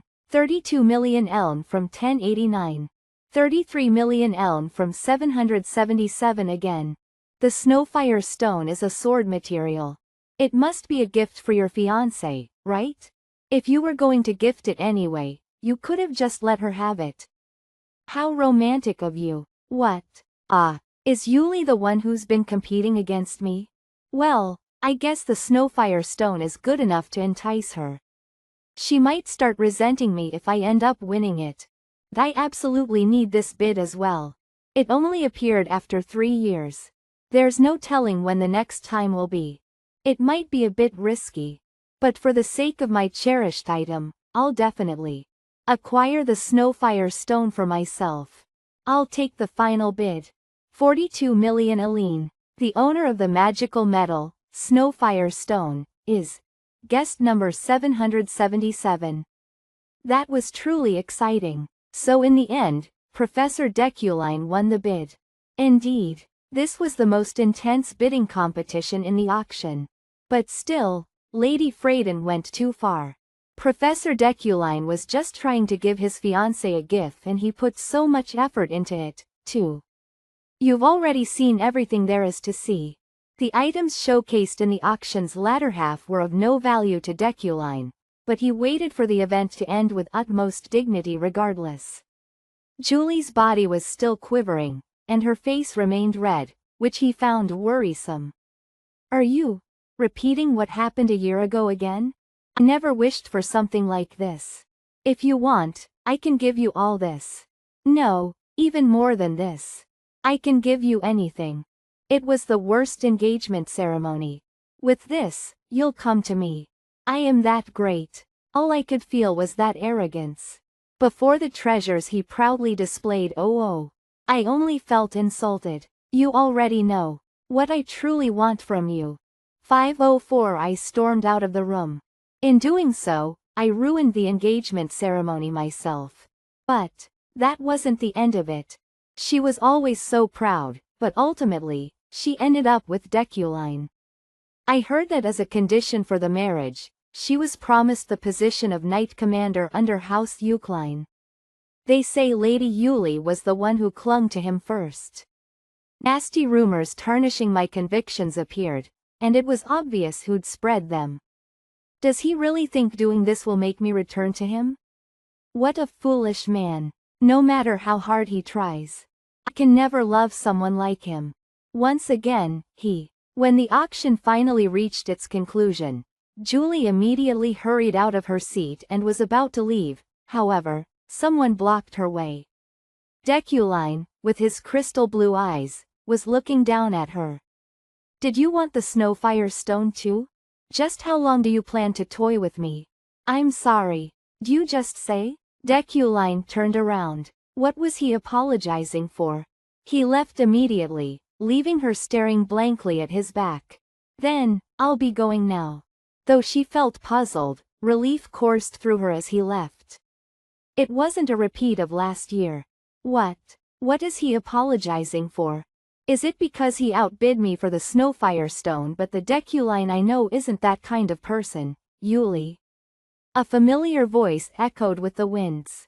She turned her head to face its source. Elder sister?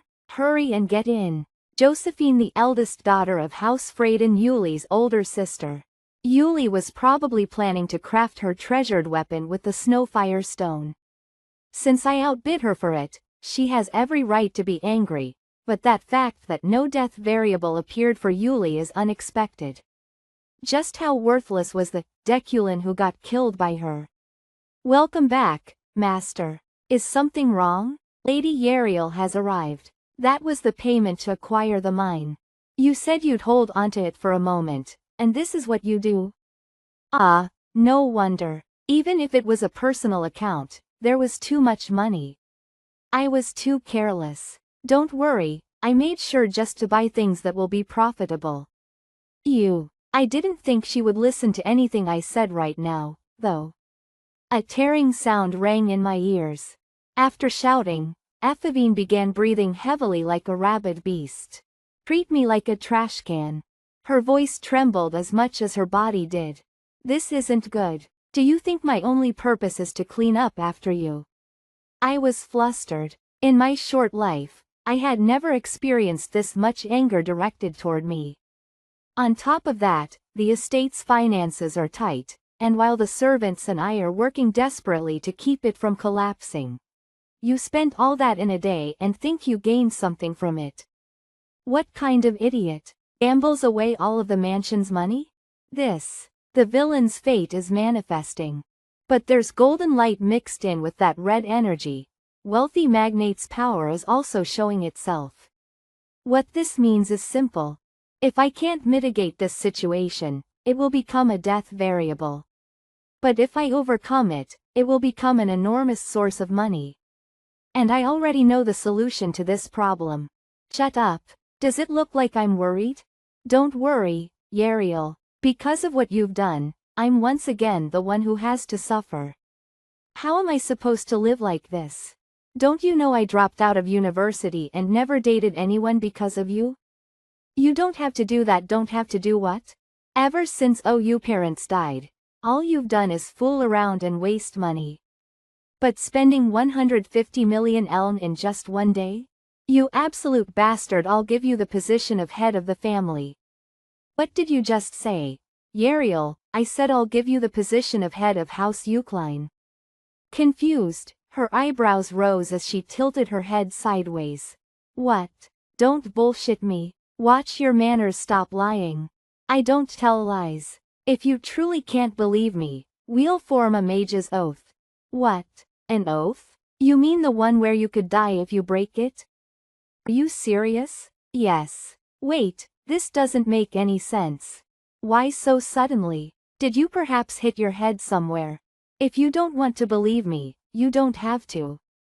If you go back on your word later, you're dead. Are you planning to go back right away?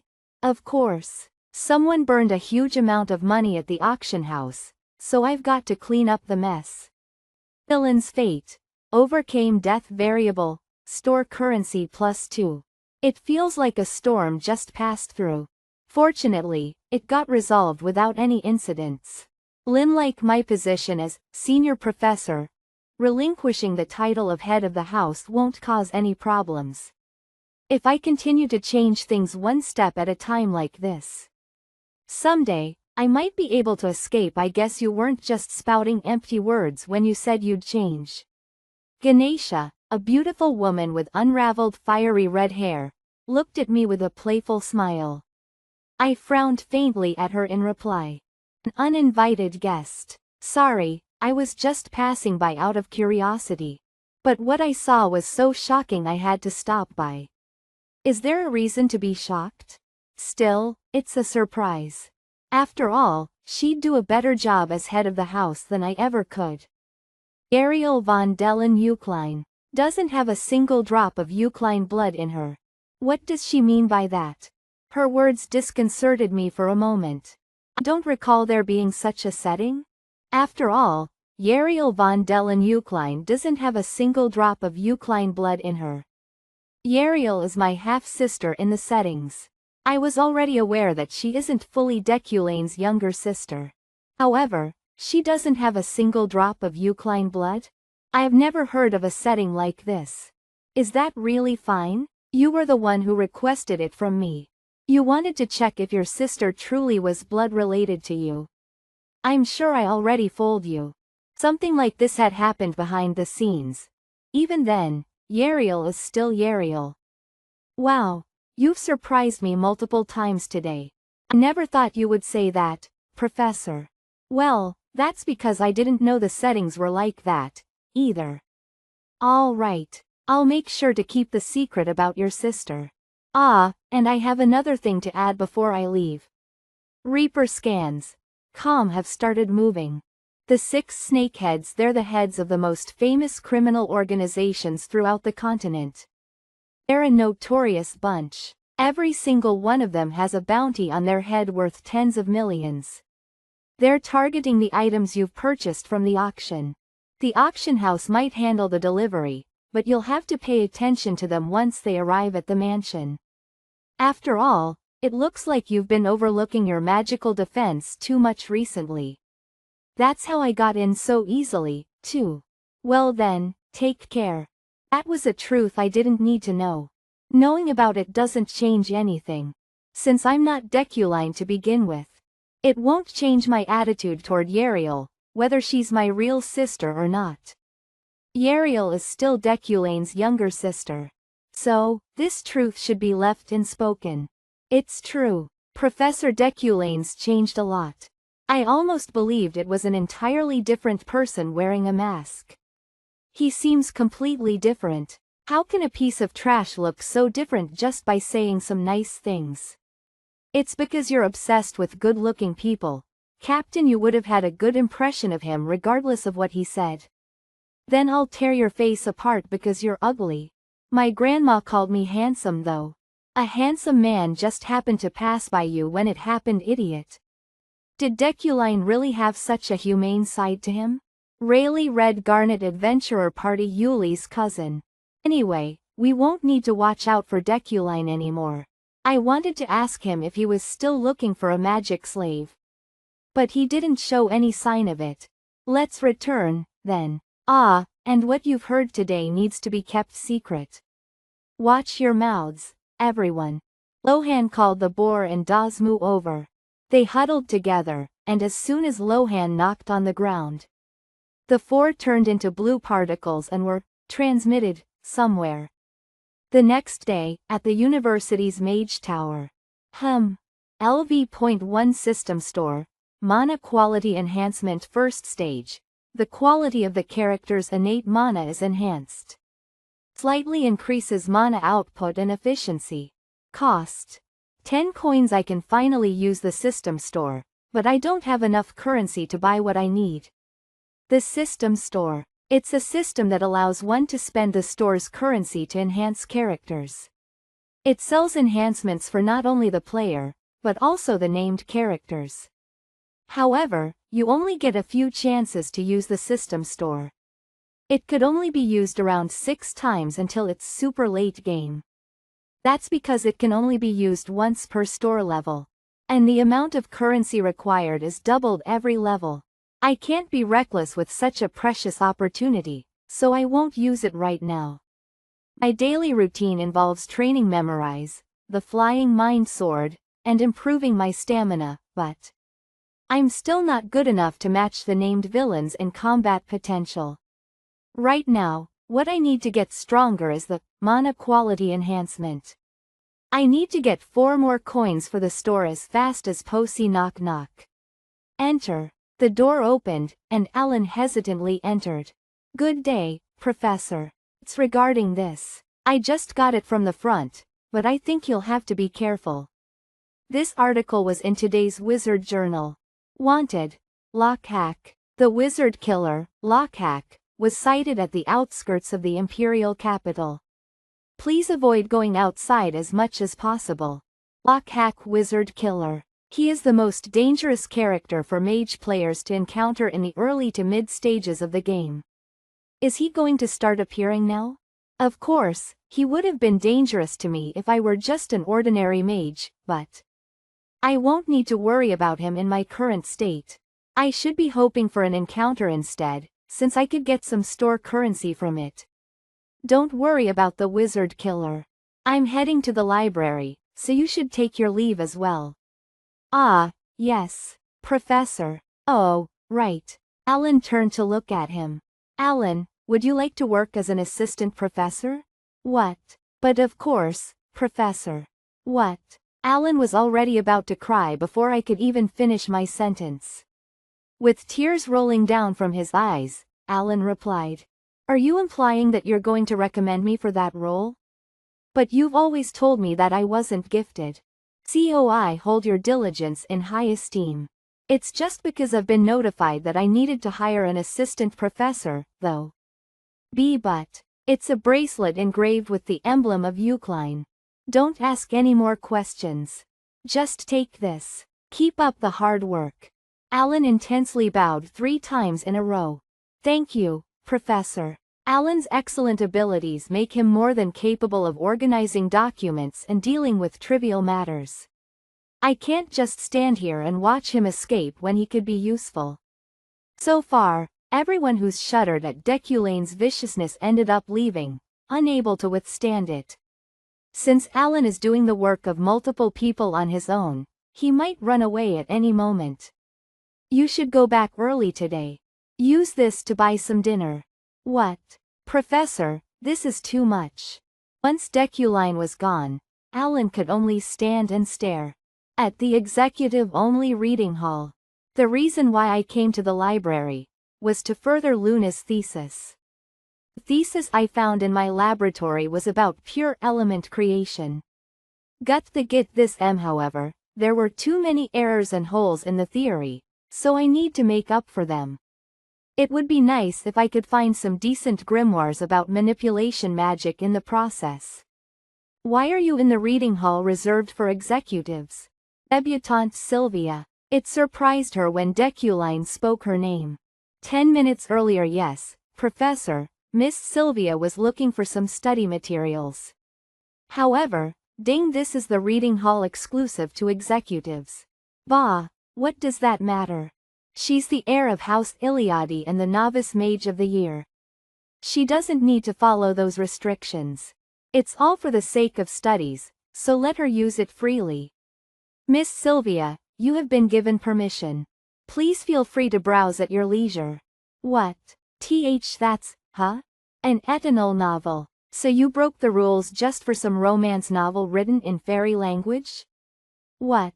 Wait, how do you even know how to? No, you've got it all wrong. I'll let it slide this time. I just have an interest in literature and languages. But if you come here again without proper permission, I'll take disciplinary actions. If your intention isn't to flaunt your family's influence, send someone to borrow the book instead. Hey, it went that way. Don't lose it. Let's put this here. It's only their first field exercise, but they are handling it pretty calmly. One would think they'd be terrified of the mountain of darkness. Got it. They won't be able to continue practicing like this come nightfall, though. Still, I'm proud of everyone. As expected of our senior professor. Taking the lead like this, truly the mark of an exemplary professor. I'm not trying to lead by example here or anything. Something inside of this place is pulling me in. That must be why the side quest has been triggered. Entering this mountain by nightfall turns this into a horror game. Just what is going to happen here? Alright, everyone, wrap it up.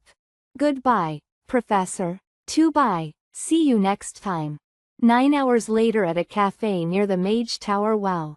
This is so pretty. It looks delicious. Almost too pretty to eat. Of course. Enjoy it. Are you really paying for all of this, Ephraim? I have 100,000 L now.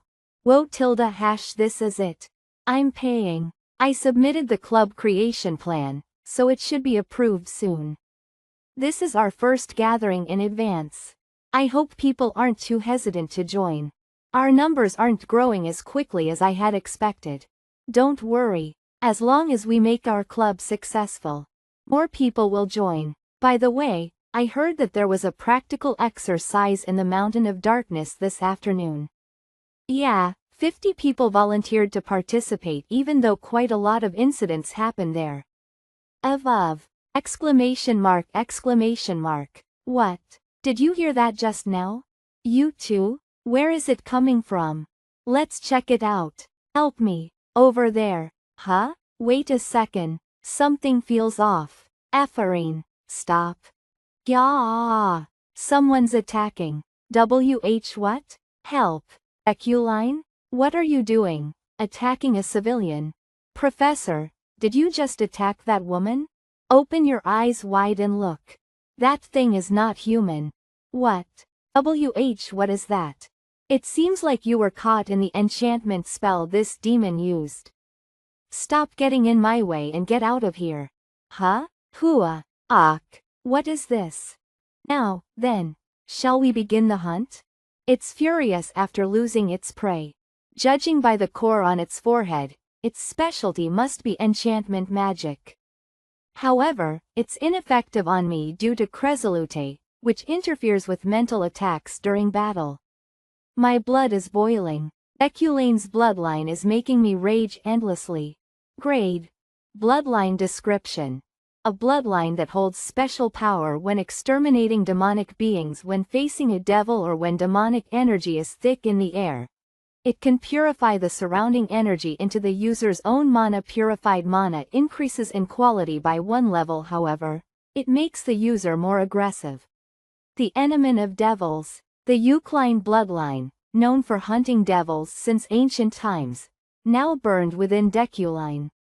He will never let the devil before him live. With fury. What? Marks the start of a game without a player. I see you're up, Miss Luna. Where am I? I could have sworn I was in the forest. You must not remember anything. Last night, a devil appeared on the mountain of darkness. You were enchanted by the devil and fainted after taking a mental attack. Fortunately, you were found and transported to the infirmary. Access into the mountain of darkness is being restricted temporarily while the mage tower investigates the site. By the way, the one who rescued you is Professor Deculine. KGH, damn it. It had to be him of all people? Right. What day is today? It's been 36 hours since you were brought here, so today is Wednesday. TXXI wait. Wednesday. I'm late. Pant. I made it, just in time. Julia, over here. Effie, are you okay? I was worried because I went to check on you, but you wouldn't wake up. I'm fine. In fact, I feel great after getting all that sleep. This bracelet is a keepsake from my father. Since it became the vessel for my material magic, I've wondered every time I look at it. What did my father mean to Deculine? Why did he set my father aside to rot, never giving him a chance? And now after so long, what's with his inexplicable actions toward me? No, focus. I'm in the middle of an assignment right now. I need to think of a spell quickly. But I can't with all these thoughts distracting me. 25 minutes and 15 seconds. Assignment complete. What? It hasn't even been 30 minutes yet. As expected of Sylvia. It's perfect. You may leave, Julia. You too, Lahine, Roten, Kane. Both of you are excused. Brent, Iharan, you can go. Professor, the 3 hours are up. You may clock out. 5 hours and 47 minutes. How long will you keep? MB. Deculine? He still hasn't gone home? To lose your cool with such an easy assignment, failing to complete it on time. My apologies. Even if, whether someone mocks you while pulling ahead, your most hated enemy stands before you. A mage must always maintain their cool. In your current pathetic state, you'll never even come close to reaching me. I'm quite disappointed in you, Ephraim. I thought you were a diamond in the rough. Tick-tock. I thought you were a diamond in the rough. Rough. So what? I don't need your pity. I can do it all on my own. No matter what, I can do it. This should be good enough. I did spend over 6 hours on Ephraim, but it was a necessary investment. Ephraim's growth is necessary for what's to come. I found out that the main quest will reson soon. From the devil that will appear from the mountain of darkness. In an age where darkness is overflowing, we will desperately need a named character that will provide the counter to that in the main quest. One of those will be Ephraim after she has fully grown. Right now, her mental state and role as a mage is lacking. However, if she overcomes this, she will undergo incredible growth. That growth may endanger me, but I will not let that happen. Fate is but the religion of those who do not wish to work hard. The only faith I ascribe to is within my own self. Deculane's personality won't accept being surpassed by a debutante. 6 hours and 25 minutes, assignment complete. However, she holds every bad habit and disadvantage that characterizes those that aren't from the academy. The quality of her finished work is arguably first-rate. Side quest complete. Your way store currency +1. EPHERENE went back, so I should go as well. Jebiab IMM Jayantag. Oh, Professor Deculine. Haha, it's been a while, Professor. Why is he here? Zeit von Brugong Freyden. As the current head of House Freyden and Yuli's older brother, he is the one who pushed the idea of Deculine and Yuli's marriage.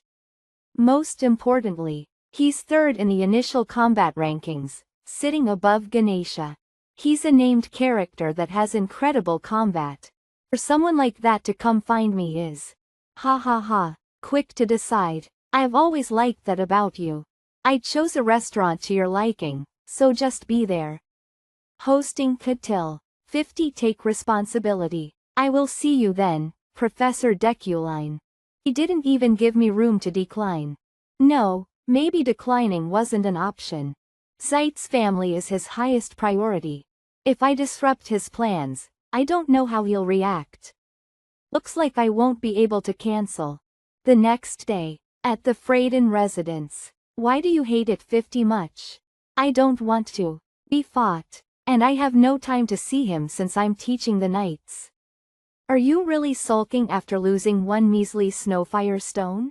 Sulking? It's not like that. Why do you think that he bought metals he would only be able to forge into a weapon? It was surely for you if he truly decides to gift me a sword. I will announce the dissolution of our engagement on the spot.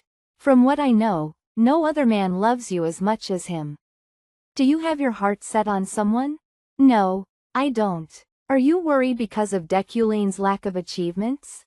It's not because of that. Then, why? Come to dinner. If there is a problem, then resolve it there. He is an evil man who does not deserve to associate with you. For the head of the house to force you into this marriage, talking bad about someone behind their back is not fitting for a knight. Do not dirty yourself for me. I am okay.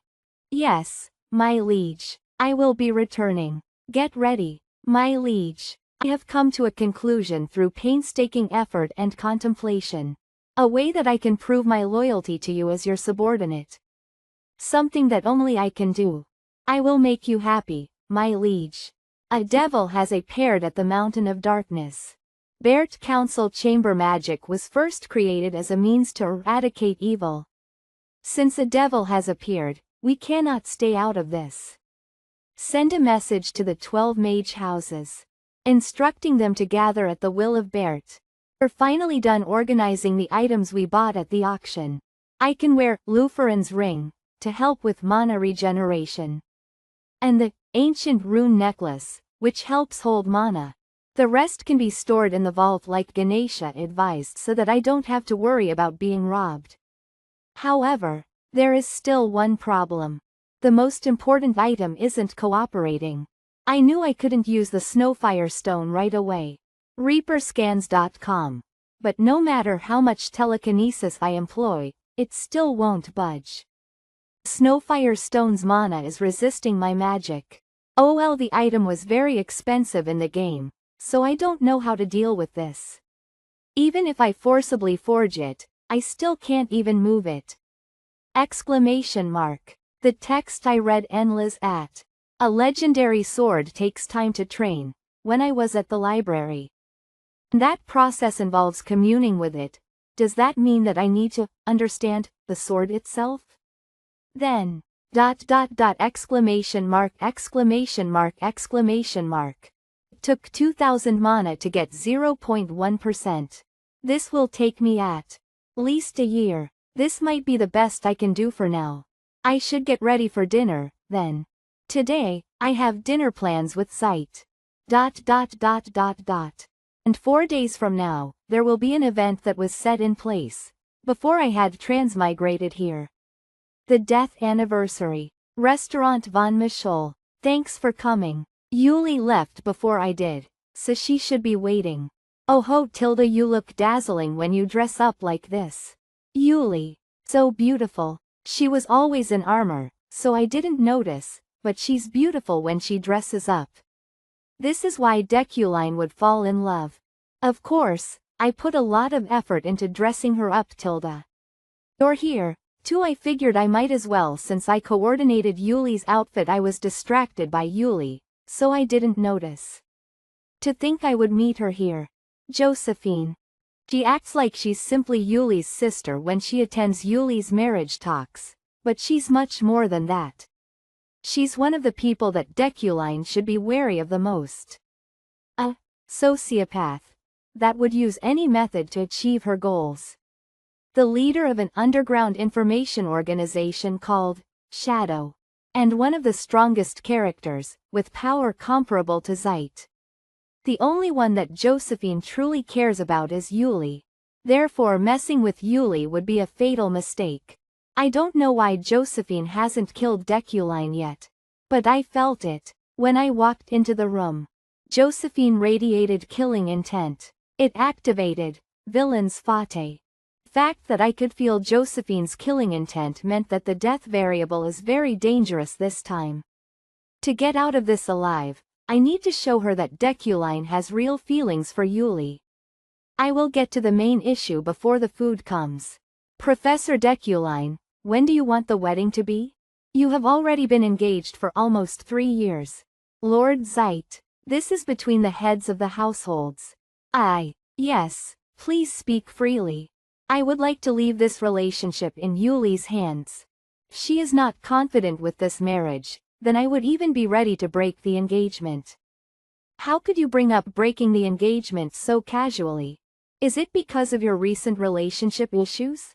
In that case, you should think about improving the relationship. Do you think dissolving a betrothal would be easy? The elders of the house won't allow it. Lord Incite, please leave the two of us alone for a moment. Please. All right, then. Let's go, Josephine. Okay, Tilda. Have a good talk, you two. What are you trying to do this time? What do you want? What do you want? I'm being observed. Beyond that door, Josephine is eavesdropping on us. She left with a smile, but I'm sure she set up a means of eavesdropping first. She's not the type to leave so carefree. However, this is an opportunity for me. Josephine doesn't know that I'm aware of her true identity. If I can convince her that Deculine genuinely loves Yuli, I might be able to evade this death variable. Yuli, I was only conveying how I truly felt. How you truly felt. It seems like you can't sever this engagement on your own. Rather, neither of us can do as we please at this point. We've come too far. So what? Are you planning on tormenting me again with your underhanded ways? Even before all this, you used your connections to try and establish this engagement. You persuaded the elders of my house with promises of wealth. Will you be doing that again? Yuli, the battlefield is dangerous. You used that excuse to pressure me into quitting the Imperial Knights. Then, you had the audacity to offer me command of the Hidakane Knights, the Order of Knights under House Eucline. When I refused, you spread all those awful rumors about me. That's why I'm asking, is this another one of your antics? I already knew all this. Confusing his obsessive desire to keep her by his side as a type of affection. Destroying everything around her so that she would have no choice but to adhere to him. These were the devilish actions of Deculine. I understand better than anyone Yuli's hatred of him. I will no longer be doing such things. Won't fall for your lies. I recognize that I have been unjustly binding you. What? I admit that my actions were wrong. ... Exclamation mark. However, I have not been the only selfish one. The same would apply to your elder brother and sister. If they are not, then why are they stopping you from calling off the engagement? Is it not because they only care about the reputation of their house? Besides, reapsaws.com, in order for you to achieve your dream of becoming a guardian knight *, you need to leave the embrace of your house, do you not? How do you know that? Guardian knight. A knight that is unaffiliated with any house, solely dedicated to protecting the empire. The epitome of knighthood. Yuli, I am neither honest nor loyal. What are you trying to say? My character is the polar opposite of what you desire. I am not suited for you. Please, just get to the point. There is only one thing a man like me can do for you. I will maintain our engagement, but we shall not be wed. As much as I wish to let you go, we are entangled by complex politics far beyond us. You may use my name as a shield for as long as you wish. Until the means to achieve your dreams have come to fruition, I shall wait and uphold our engagement. What are you scheming? Why are you saying this after all this time? After everything you have done? I am not telling you this because I wish for something in return. However, if I may ask for one thing, then I would simply like to see your smile once a month. That is all I ask of you. What? All I did was say some nice things, to evade the death variable.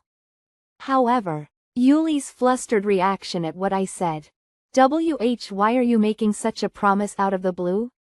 Was nothing duped cute and charming. I have no choice but to admit it now. Even Deculane's love for Yuli. Reaperscans.com, you're trying to tease me with sweet words, aren't you? Has now become mine. Anyways, will not be fooled. Never, ever, ever. Haha. Why are you laughing? I said you can't fool me. Grr. It's a bit corny, but his feelings seem genuine. In that case, I guess I'll just continue to watch for now. 3 days later. 3 days went by fast. It's the marked death anniversary. Cemeteries are a unique place. The atmosphere alone could evoke strong emotions. Like the warm, setting sunlight embracing every corner of the tombstones. My heart arrived here before my body, melting into this place. This is where my memories lie. Not the memories of Deculine. I'm going to add an Easter egg. What? I had an idea for a small detail I can add to Deculine. He's a mid-boss in KOV. It was late at night. Our game, after all, so this much should be fine. Besides, I got permission from the Authon. Don't be greedy. Stuff like that only adds to the workload. Or have you not noticed that we're already pulling all-nighters? 19 unless it directly affects sales. Let's not add more work, Miss Team Leader Tilda. Come on Tilda, this is important in its own way. What now? It's about putting part of the creator's heart into the game. Seems our team leader likes talking nonsense. Do whatever you want Tilda. It's actually a pretty clever idea. It's not like you brought this up to ask for my opinion anyway. I promise it won't be a waste. Okay. Deculine had a fiancé who passed away. At night, Ra excitedly told me about her idea. What was so fun about that? Is this for the team? Looks like you still have that much sense, huh? Isn't this the cheapest way to look out for the people closest to us? What kind of prank did you leave behind as an Easter egg? What made you smile so brightly that day? To bring back the memories of Kim Woojin. I had no other choice but to chase after those traces. Should I say it's ingenious, Yura von Vergus Miknicht, or cruel? Why, the one who is always grateful to you. Was just a few letters. Yet a rush of emotions swept through my body. I felt like I could hear Ra whispering to me. And old memories endlessly came flooding back. I remembered her smiling shyly while praising my drawings. Taking off her coat for me on a freezing winter night. Holding me and telling me she loved me. Kreener's cans pulling me back up when I was at my lowest. I quickly regained my composure, as if I'd never shed a single tear. Deculane's personality is useful at times like this. That's a familiar face. Clockhack, was it? You know who I am? A conceited, arrogant mage actually dares to speak to me. How unexpected. Wizard, killer, lockhack. Rscans.com. This guy is a Alan. Mid-boss level villain specifically designed to counter mage players. The reason Lockhack is considered the natural enemy of all mages is his trait I magic nullification-y. That's why every mage fears Lockhack. But, Exclamation mark. It doesn't matter to me. Exclamation mark, exclamation mark, exclamation mark, exclamation mark. This bastard.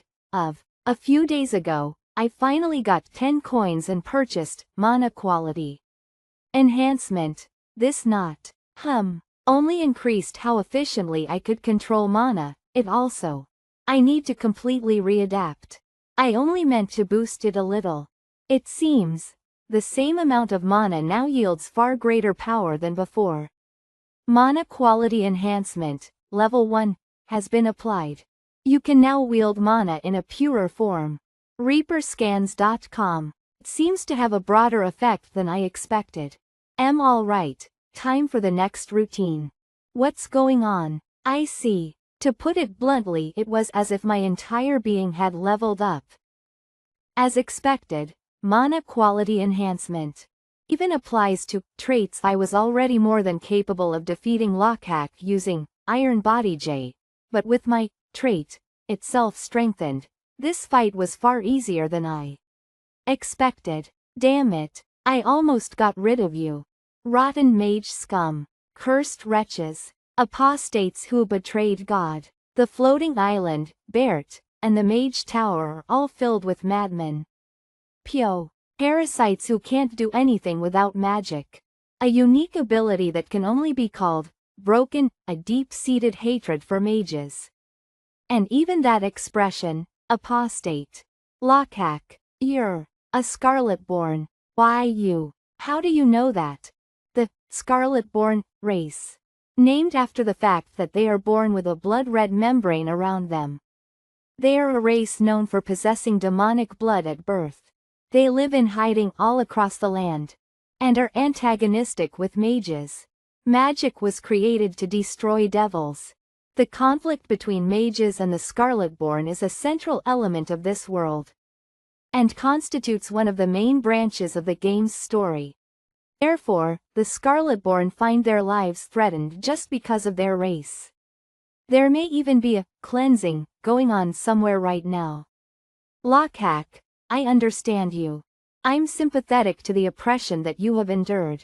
However, if you kill an innocent mage, you become the same kind of monster you have despised. Shut up. What do you know? Save your breath and just kill me. I know, because the Scarlet-born aren't guilty of any sins. What? What could a mage like you even know? I am Deculine of Eucline. I am of noble blood and do not lose my composure. Are you trying to boast before you kill me? What a useless. However, the only times I lose my composure is when I am fighting a devil. The Eucline bloodline has hunted devils since ancient times, and their blood boils when they see one. It's like an instinct they cannot control. Lockhack, did I lose my composure when I was fighting you? Reaperscans.com. What? Or was I shaken by your provocations? Did I rage like I was going berserk? You are human. This is the composure of a real noble. You can trust my word. There he is. Hurry. Now, you can be arrested quietly. I'm Senior Inspector Ropa. Haha, that kick just now was amazing. You really are Senior Professor Deculine. This murderer. Should I step on him some more? It's fine. Leave it. Ah, yes. Exclamation mark, exclamation mark, exclamation mark. How can magic be so elegant? He is able to nullify magic. A magic cuff would be useless, so restrain him with this steel wire. What? Is that so? No wonder he was so good at escaping and not showing up on our magic radar. You got here pretty quickly. Were you on patrol, sir? And we got a report to come here. It was from you, wasn't it? No. Someone must have heard the commotion and called. I'll be off, then. Good luck. Yes. I'm glad that I didn't have to see any blood. I didn't want to hurt anyone. Somewhere I could feel your presence. Bert has summoned an assembly for the first time in 15 years. Eucline Manor, Deculane's training room. Do you come here yourself just to give me this scroll? You don't really pay attention, so I had to come. It's your job as the head of the house to take care of the comfort and stability of your subjects. Anyway, How long do you plan on staying undressed? A devil has appeared at the mountain of darkness. As a result, Burhai wants to gather the magic houses to discuss this matter. Main quest. Bert's summons. It's in 1 week, and I can have 2 companions including a bodyguard. You need a bodyguard? Oh, reaperscans.com. Should I ask Jeff, then?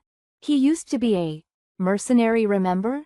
There's no need, especially not a guy like Jeff, who's gotten more comfortable sitting behind a wheel than wielding a weapon.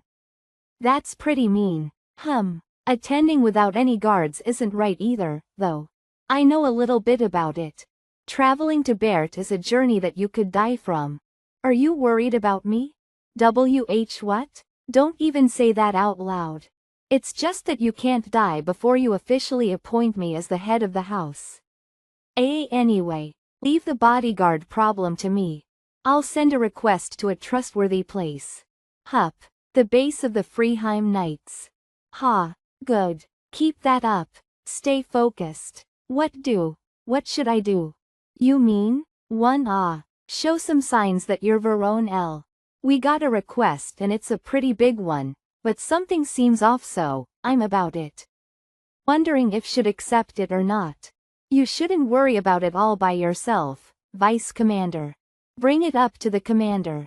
It'll be hard to bring it up to the commander. The request is to guard Deculine. It's technically to guard the whole train, but it's obvious. They knew we wouldn't take it if we were just guarding them, so it's a bit of a workaround. Take that request. Guarding the train isn't something that just anyone can do. If we can do it, then the prestige of our knighthood would skyrocket. Would help our finances since we're a private group. However, Deculine and the commander know. Our commander isn't someone who would let their feelings jeopardize a mission. Why, yeah, I'll have to let the commander know right away, then.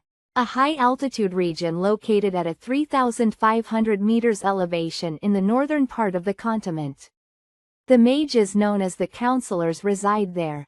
Bert gathers the opinions of every magic academy in the continent, including the Mage Tower, and issues directives that even the floating island of mages must follow. It holds such immense influence that it could be called the pillar of the magical world, yet, the summoned assembly is rare, happening only once every few decades. Thus, for a mage, attending Bert's summoned assembly is an honor. reaperscans.com. And represents recognition equivalent to receiving a medal as a prestigious mage house. That is the case even though Bert is also called the Graveyard of Mages. Railway station platform bound for Bert. You're thoroughly prepared, right? Of course. Please don't worry. He's here. Alwa, it's April, but there's still snow piled up, Professor. It truly is the North. Thank you for making the journey here. Yuli? From this transfer station onward, the Freeheim Knights will handle the security for the entirety of the train. I'll do my best to provide protection. So you can enjoy a worry-free and comfortable journey. I would simply like to see your smile once a month. What should I do? Should I smile now? Should I really smile? Seriously? If I choose to smile, how exactly should I do it? Should I show my teeth? Or just curl? Why must I endure such trials? To think you're still doing your best despite clearly hating it so passionately. I truly respect you, Commander. Commander, from now I will. My name is Verone. I have been assigned to take charge of this escort mission. These two are only here out of courtesy. Since we have been given such an important assignment. This guy here is trusted by everyone in our Knight Order, so there's nothing to worry about, Professor. He's skilled, I should check with sharp eyesight, just in case. I don't sense anything unusual. Maybe I'm just being extra paranoid. Usually, mages bring along an escort knight, so it's one person per compartment. I'll take responsibility for the professor's compartment. I'll be counting on you. Well then, I'll be off. I wish you a safe journey. Commander. So, you kept your promise. A few hours later. Clack. Clack, if you're tired, you should rest. We still have a few more hours to go. Okay. I'll just take a little nap, then.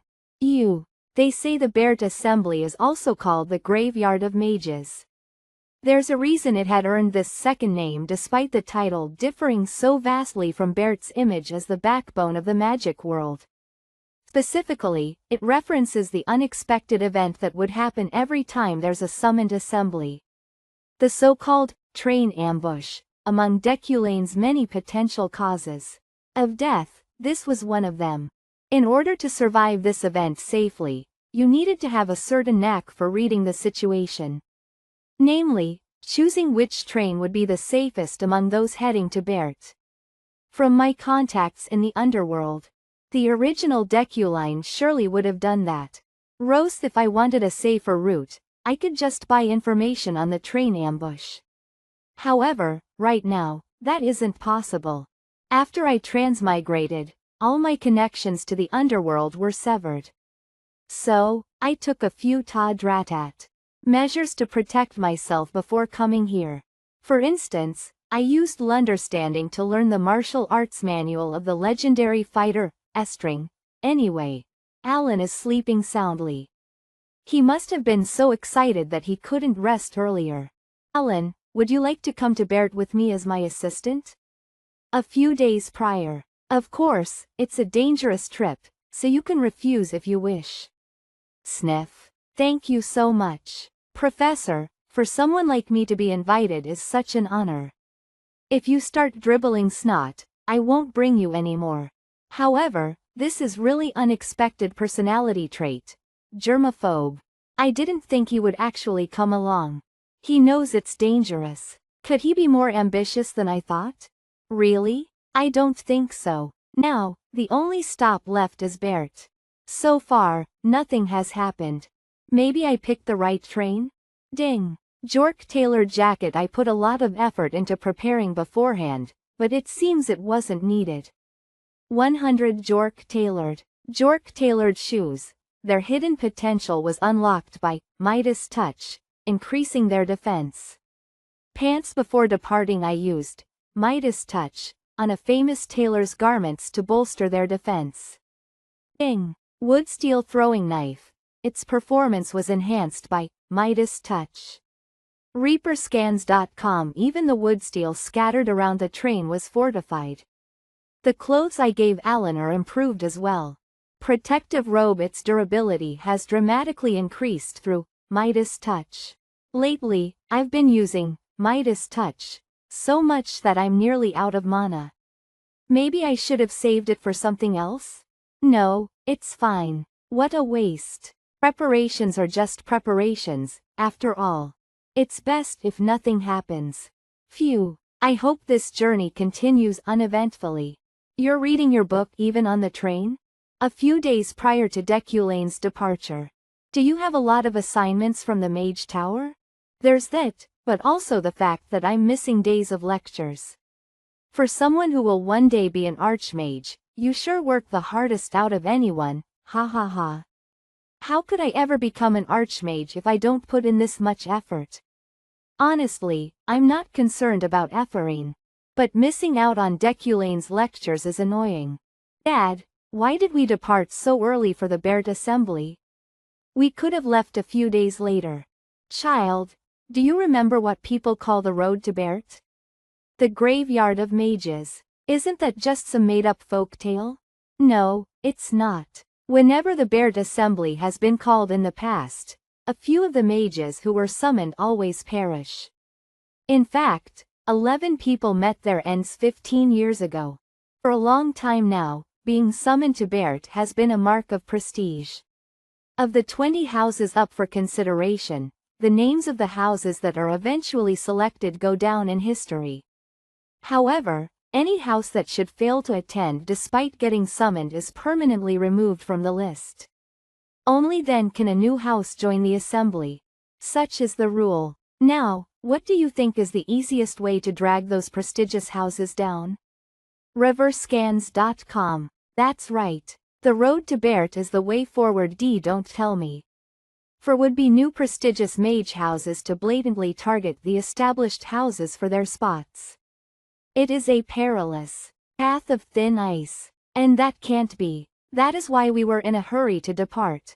I received information that there may be an ambush on one of the later trains. I had to be careful since I'm bringing you with me. But if this is revealed to the public, surely it would be addressed. I must explain it to her. Sylvia must one day face the cruelty of this world. Child, among the 12 legacy houses today, do you think any of us have been established since the very beginning? If anyone ends up punished for these incidents, it'll be all of the established mage houses. Any deaths that magically occur on the road to Bert are all deaths by natural causes. Exclamation mark. No. AAACK. What's going on? Look at that, Professor. Train. The entire train is floating. What a relief. You fools. Unfortunately, I've been expecting you. Gah. Professor, it's an ambush. What are we going to? Take a break, Alan. Verone, was it? Reaperscans.com. Move him to a safer location. And evacuate any survivors in the other cabins. His neck was strangely soft and smooth. I can tell the difference thanks to Iron Body J enhancing my 5 senses. Could it be? I should wrap things up here first before I go any further with that. Cinervo started this. I trust you've all heard the rumors? Today, you are all going to die. Of natural causes. That was more draining than expected. My mana is almost depleted after reducing the explosion's damage and fighting all the assailants. I've moved all remaining guests to a safe location. Good work. We should also leave now. This guy, the look in his eyes is different than earlier. It's a relief you survived. After all, you must die by my sword. The other passengers have safely evacuated. Now it's your turn to die. There's one thing I need to ask. Is someone behind this? Did someone put you up to this? Could it be YUL? Stop. If you even dare speak my liege's name, I will not forgive you. My liege is an upright knight who would never dream of doing something like this. Kindly do not twist her image with your fault of imagination. For my liege's sake, you will die by my hand. From his reaction, it doesn't seem like Yuli is involved. This guy here is trusted by everyone in our knight order. I only have 10 mana left. Can he possibly beat someone considered one of the best among the Freeheim knights in this state? Now, I'm no longer your escort. There's no other way. Kook. Question mark exclamation mark exclamation mark exclamation mark. Cancel telekinesis. My lady, would you like some? This is Bert's specialty, perpetual snow ice cream. No, thank you. Eat as much as you. Ah, I see. Is everyone here? Sirio escort knight of House Iliadi want, Sirio. I'm sick of it now. I've had plenty already. Huh? You mean, oh, except you Klein, everyone else is here.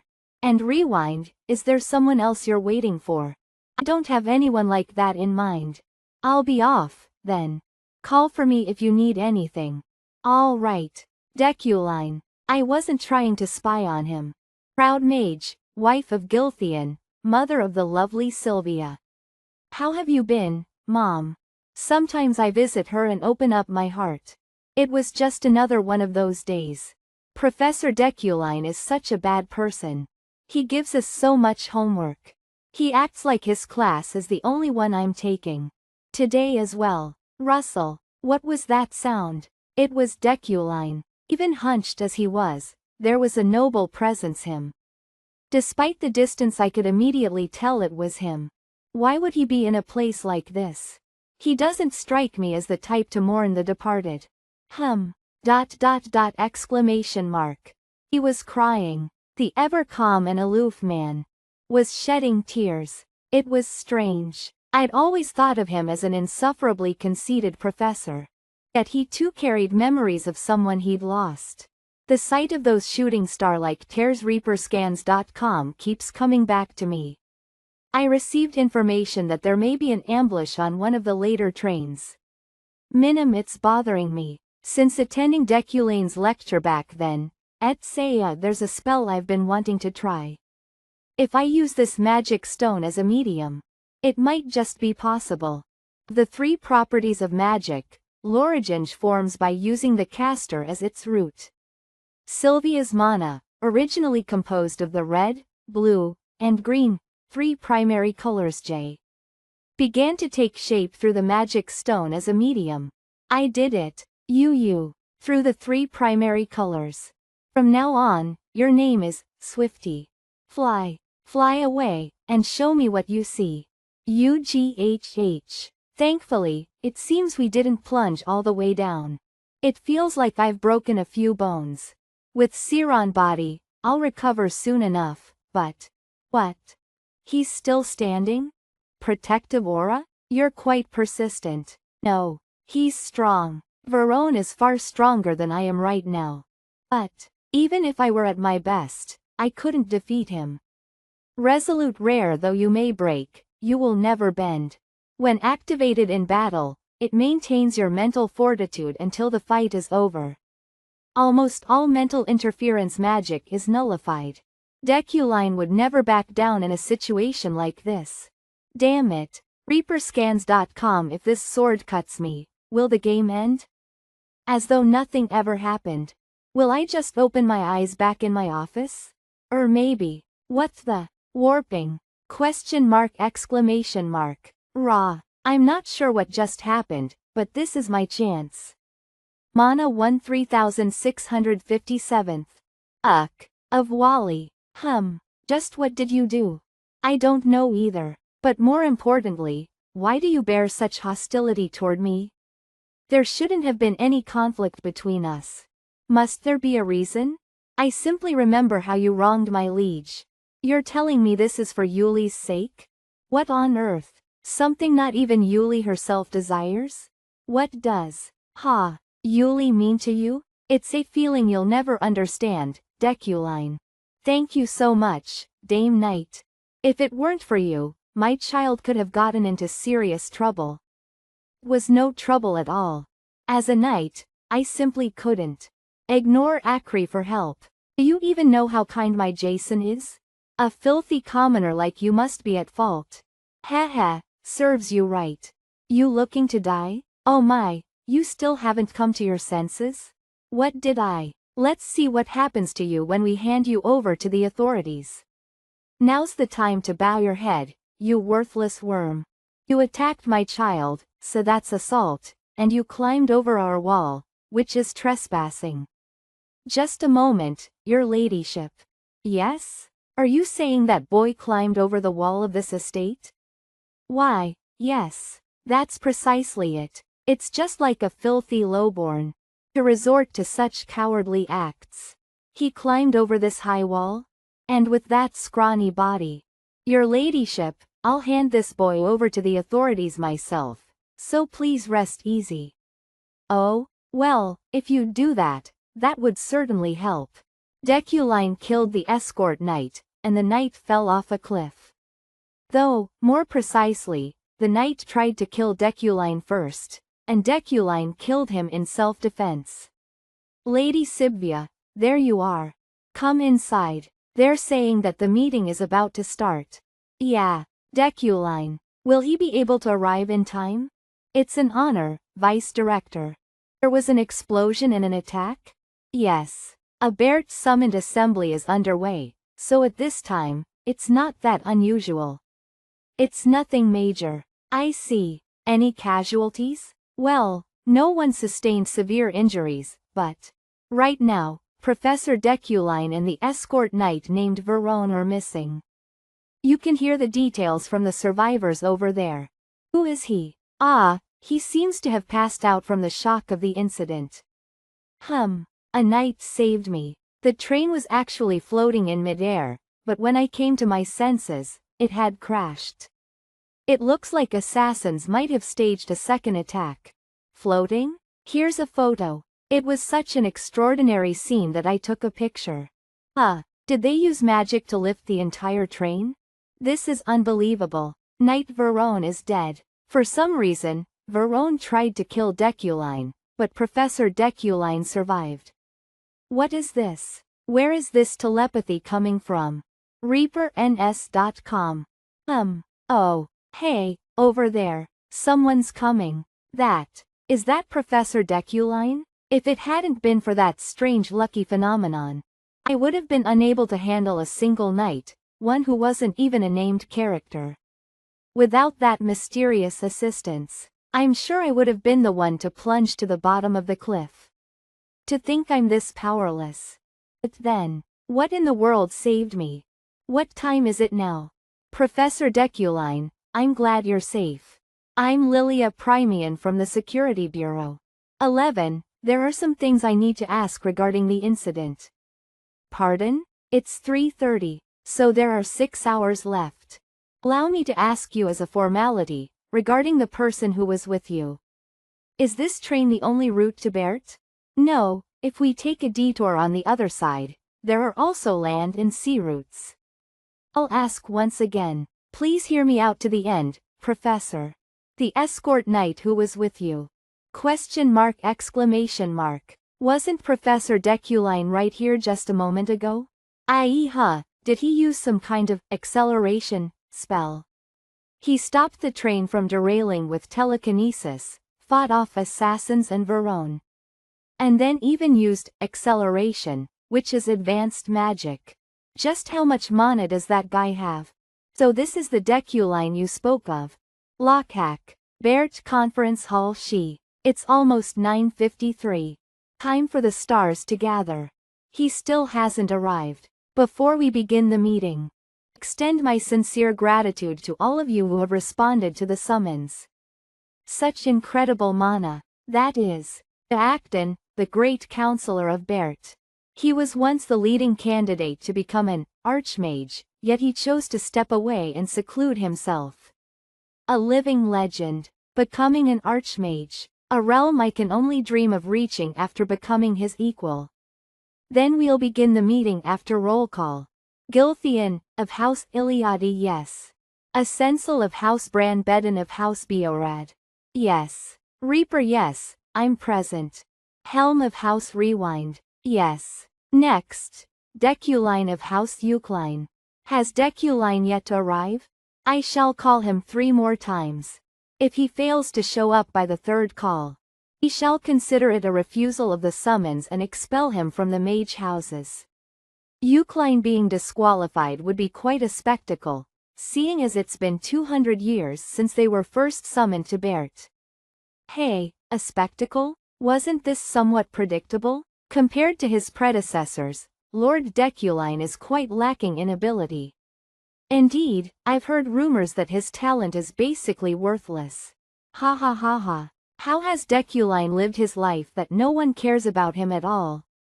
So pathetic. And it's bothering me. Deculine of House Eucline, Deculine of House Eucline. Deculine of House. Exclamation mark, exclamation mark, exclamation mark. Deculine. The head of House Eucline has arrived. The meeting that had started in silence progressed smoothly and swiftly. The first item on the agenda was regarding the devil that had appeared on the Mountain of Darkness. The appearance of a devil is more significant than it seems. We must inform all schools and instruct them in what to do or collaborate with the church to dispatch a mage to the danger zone. The topic was discussed with no opposition. Essential, the head of House Buhan, shared her thoughts with conviction, and since no one had anything to refute, it was swiftly handled. The meeting will briefly adjourn. I booked it here without taking a break to make sure I wasn't late to the meeting. I'm tired. Now I don't have any stamina or mana left in me. But to think that I can still look so clean and composed. Deculine's traits and personality are terrifyingly incredible. Professor Allen, are you okay, Professor? I apologize for my tardiness. They said I couldn't enter during the meeting, so I'm all right. No need for you concern. I can no longer treat this child with the naivety had before. But why? Not now that I've realized that he is hiding his true identity. Why would he do that? This reminds me of a quote from my previous life. What we will do about mages' opinions of the Scarlet-Born. A sensitive topic. The discussions won't go as smoothly as they did before. The Scarlet-Born are pesky little cockroaches. They secretly breed on to propagate amongst us, gnawing away at our society. Bedin, head of House Beorad, on what grounds are you making such statements? There is no way to tell the Scarlet-Born apart from other human ethnicities. Ascensal, head of House Buhan, then we must find a way. There must surely be a method given their demonic blood. The Empire's mage towers must unite and eradicate them for good. Watch your words, Bedin. Eradicate, really? As I thought. Their opinions are divided from the start. For reasons we don't yet know, the Scarlet-Born are gathering together. There must be a leader uniting them somehow. Who knows what those cockroaches are planning? Those are just speculations, Bedin. Speculations? Ha! Does it not disgust you? The thought of a hidden Scarlet-Born leader gathering their forces? Of them plotting something in secret? That lukewarm response of yours is no different from the one mages gave 60 years ago. And what did that get us? The blood of countless mages on our hands. Motor. What does Deculine of House Eucline think of this matter? After all, the Eucline are an established house that has spearheaded the war against devils since olden times. As someone from modern-day Earth, I have seen what comes of such ethnic discrimination. The hatred of people who have given up on thinking for themselves always causes unnecessary anguish for others. And even if I put those reasons aside, oppressing the Scarlet-Born isn't the right thing to do. Even if I can't fully prevent it, I must delay their oppression as much as possible for the sake of the future main quest. After all, this world's common enemy isn't a Scarlet-Born. The Scarlet-Born were indeed our enemy in ancient times.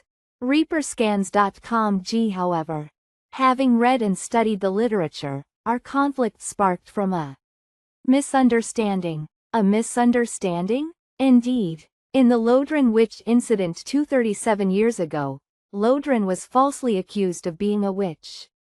That incident sparked widespread persecution, leading to the massacre of countless Scarlet-Born. Needless to say, the Scarlet-Born fought back, starting a cycle of endless bloodshed. Though, they've become more cool these days. Furthermore, the incident from 60 years ago you speak of was a political matter. It started when a Mana stone mine was discovered in Scarlet-Born territory.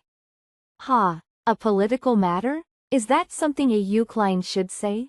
House Eucline killed the most Scarlet-Born and even took the mine for themselves back then. Scarlet-Born are undoubtedly a bloodline of demons. House Eucline, the Devil Hunters, should know this better than anyone else. As you say, it is the Eucline tradition to hunt devils, not to hunt the Scarlet-Born. The Scarlet-Born are devils. What are you on about? Girls my age always sleep in separate rooms from their dads. But my baby, then I'll see you tomorrow. Bert has a high concentration of mana and can cause various kinds of magical phenomena at night, so make sure to read the rules of the hotel. I know. I'll be staying in my room anyway. Stop worrying so much. These rules just sound like things you'd say to scare toddlers. I'll be fine if I just sleep in my bed like always, right? Reaperscans.com. Let's just sleep now. Flo. I'm thirsty.